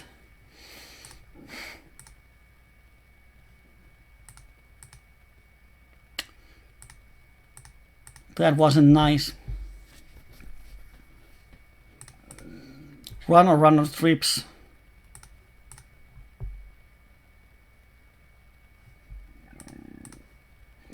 But I think when he goes a turn and checks the river, well, yeah, he shouldn't have a chance, but he might have kings aces that he calls.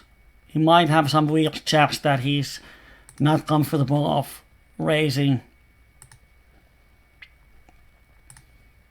And pretty much the only hand we lose are the backdoor trips.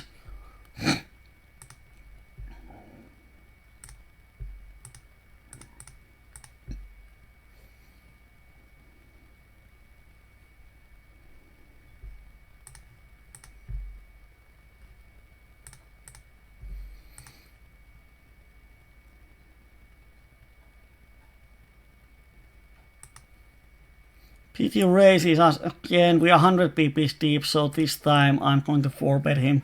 He's 3-betting a lot out of position, in position.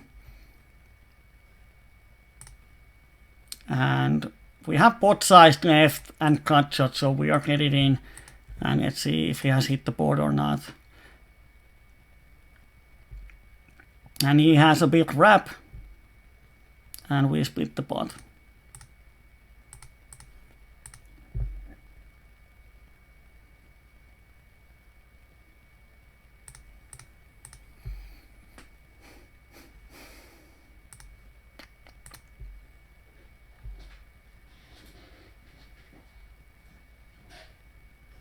And the rate is pretty sick at micros. It's like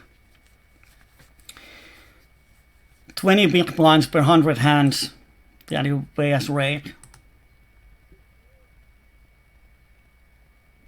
So it's quite big. On the outside table we get a, on this hand on the flop, it's going to be big. We have a wrap, big wrap on the flop to the nuts. So yeah, we are going to multi-way pot and turn composite to flush, so we have to give up. So we lost another big pot there. This might end up in pretty bad win rate.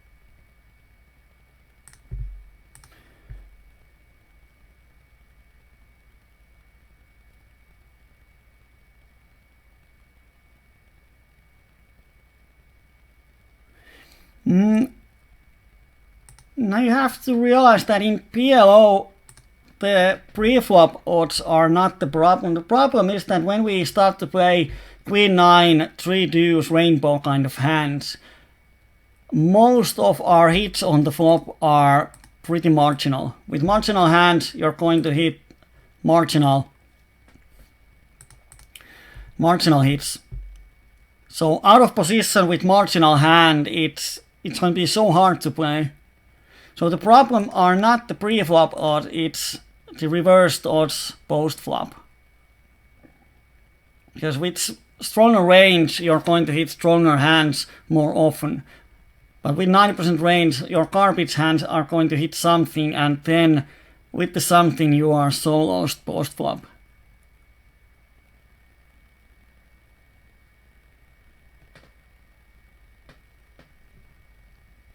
So like Queen 9, you're going to flop, open-enders, cut shot, bottom 2 pairs.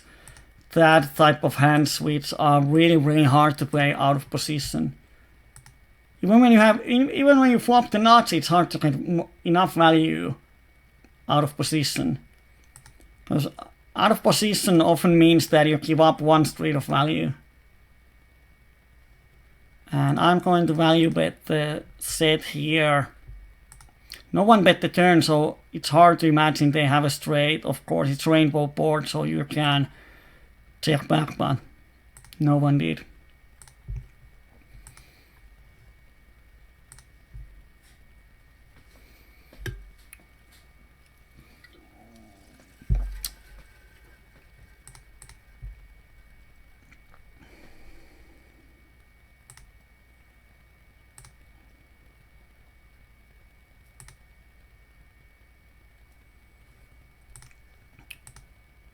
On the outside table, we lose 20 big blinds on trips versus trips.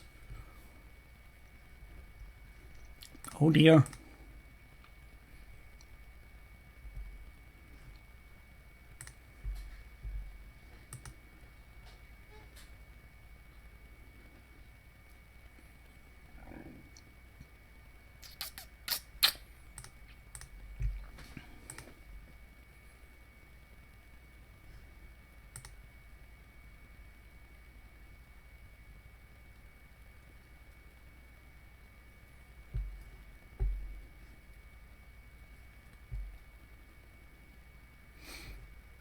Let's see what happens on table 2.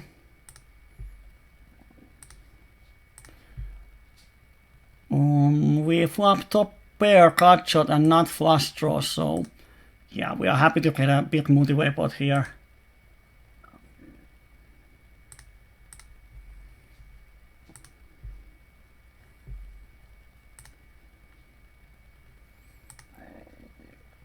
And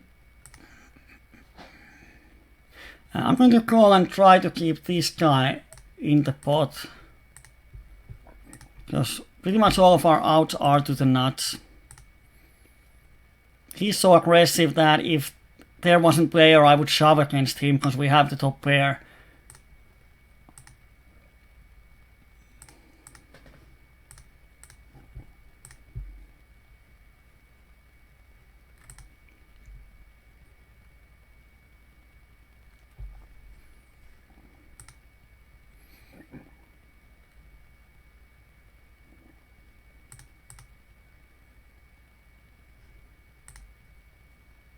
And he had 2 pair. We were ahead of him on the flop, and on the turn we had 38%, so just didn't hit our hand. And I don't think he would have folded his hand at any point. Ski probably has aces when he 4-bets. And when he checks, yeah. Let's see if he gives us the odds on the turn. He does. And we don't make the flush on the river. But thank you for the free river.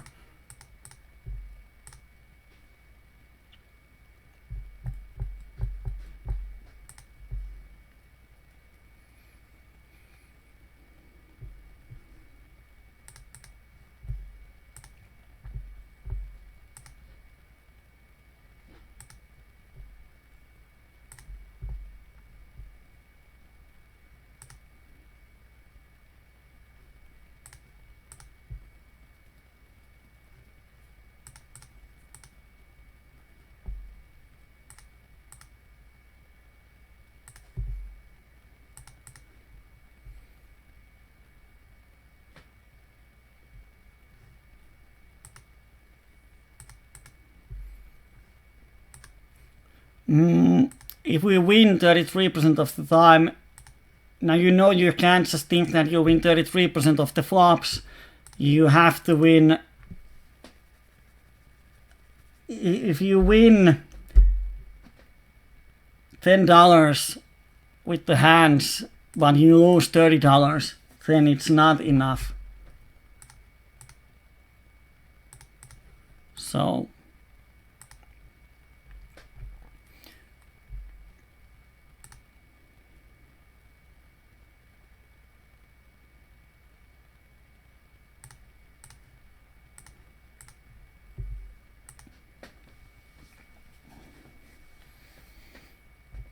but it depends on opponent.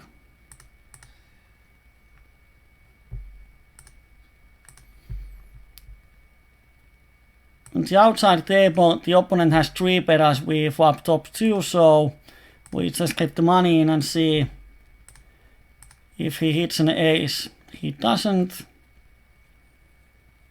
And he doesn't, so we won both pots. And woo, it's the 3rd pot we win today. Yay!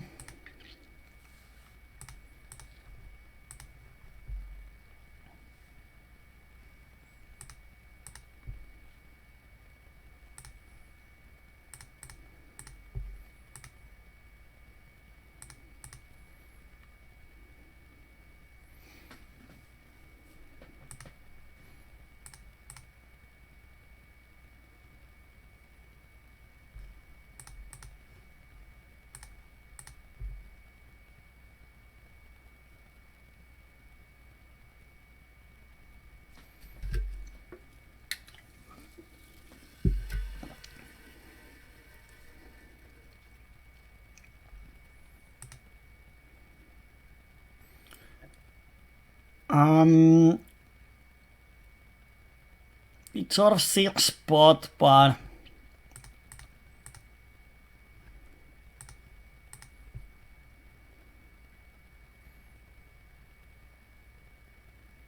we have SPR 1.5, and the opponent might shove with draws, so I think we have to go. But now he had the 4.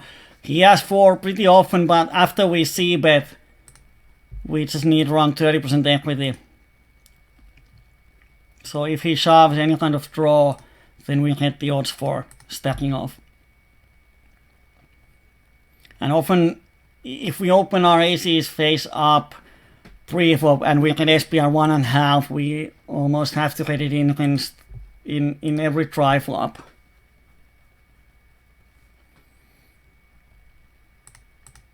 But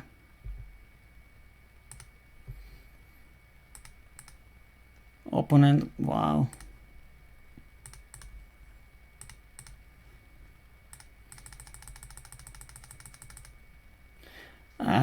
I don't really like his cold calling. I have so many aces in my range, and now if someone shoves here, he's never in a good shape. Of course, he's in position, so it's not horrible, but he doesn't have the nut flush. If he has ace of diamonds, I'd like more. But now he has king high and 4-way. I don't like his pre-flop cold call.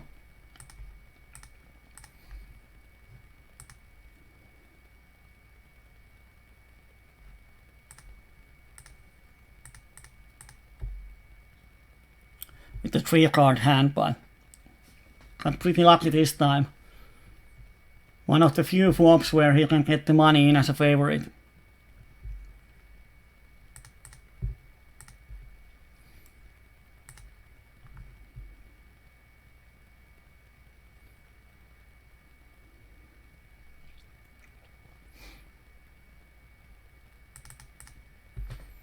I'm going to isolate this Doomstar, but this Finnish guy cold calls me. So our isolation didn't work at all.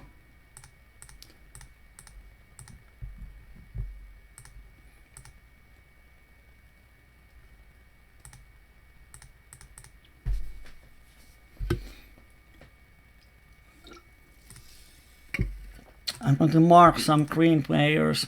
Now we had a huge flip here.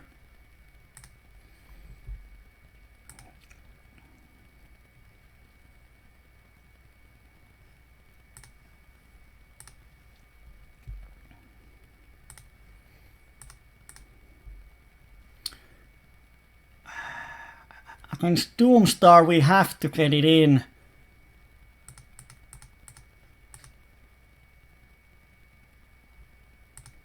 Because we have pretty much SPR1. And he folds, which is nice.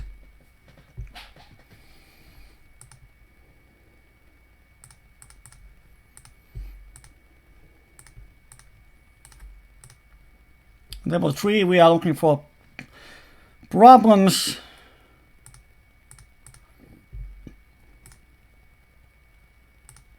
And on table 2 we check back the river. And he just had a draw. Tickling the variance on table 3. We're going to hit this at 1 out of 4 times. So let's see what happens. We might actually win a huge pot here if they all get it in pre-flop.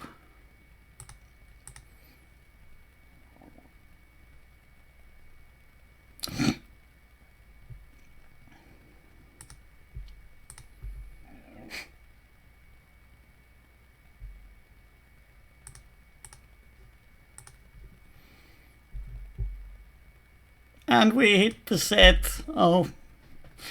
As long as no one has set of 10s, we are in a decent shape at least. Now one time to the end, it's 10 over 11, so we are going to close the session pretty much after this hand. So let's see if we can win a nice pot. Or we don't.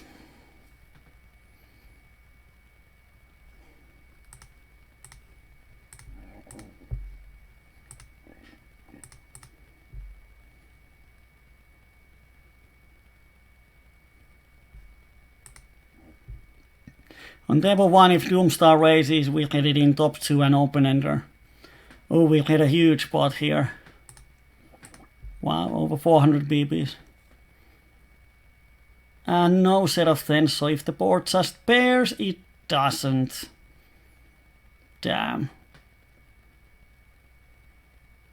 Wow. This German guy flopped pretty nice, but we had 23 on the flop, so it's good enough.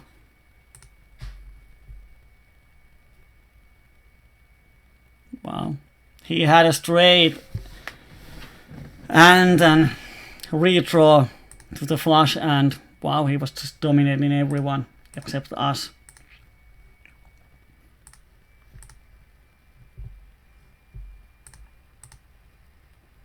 That one time didn't pay out.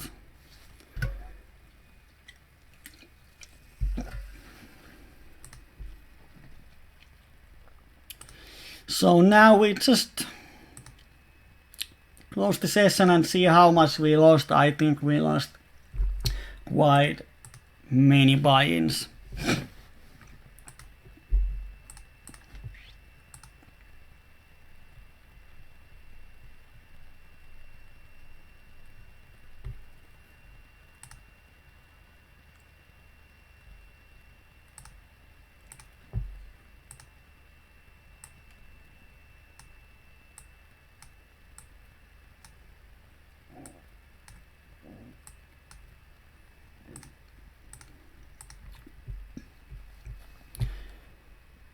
Few last hands, oh, it closed.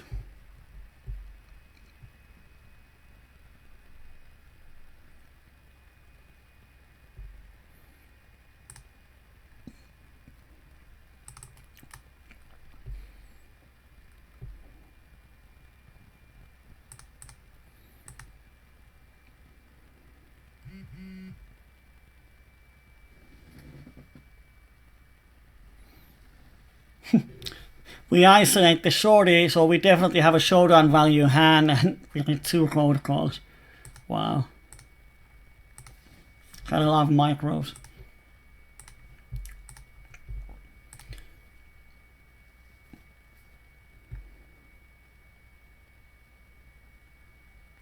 And flop is horrible.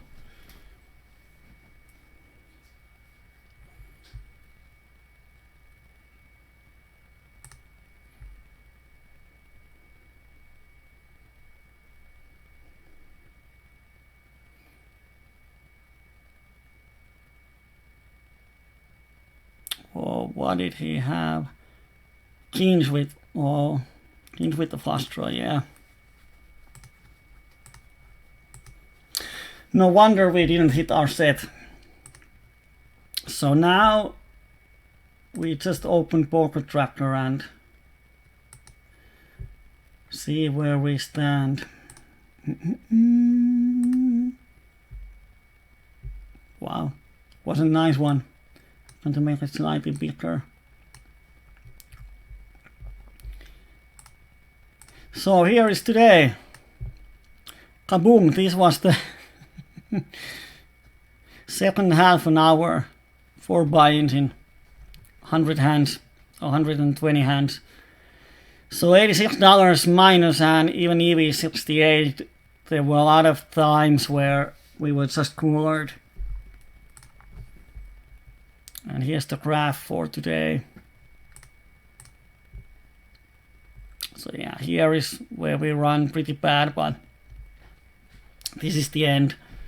3 binds down. So nothing you can do about it. We had some interesting spots, and thank you for US Pro and Annual Zero for the interesting big blind discussion. I hope that someone makes the thread up about defending BB and post links to the podcast. It's really interesting concept and probably something that we all can learn from, at least thinking about it. But yes, thank you. This week we don't have our Finnish PL on Friday because I will be in the hotel and I have no idea if the internet connection is good enough, so we don't have PLO night on Friday. So the next PLO night is on Wednesday, and tomorrow we have a Finnish public private coaching with Kuba. So we are going to go through some recorded playing, 1.5 hour discussion about it. So instead of Friday, come here tomorrow and we have some PLO content. Now, good night for my part. If you go to sleep, and have a nice Wednesday if you're not going to sleep. Bye bye.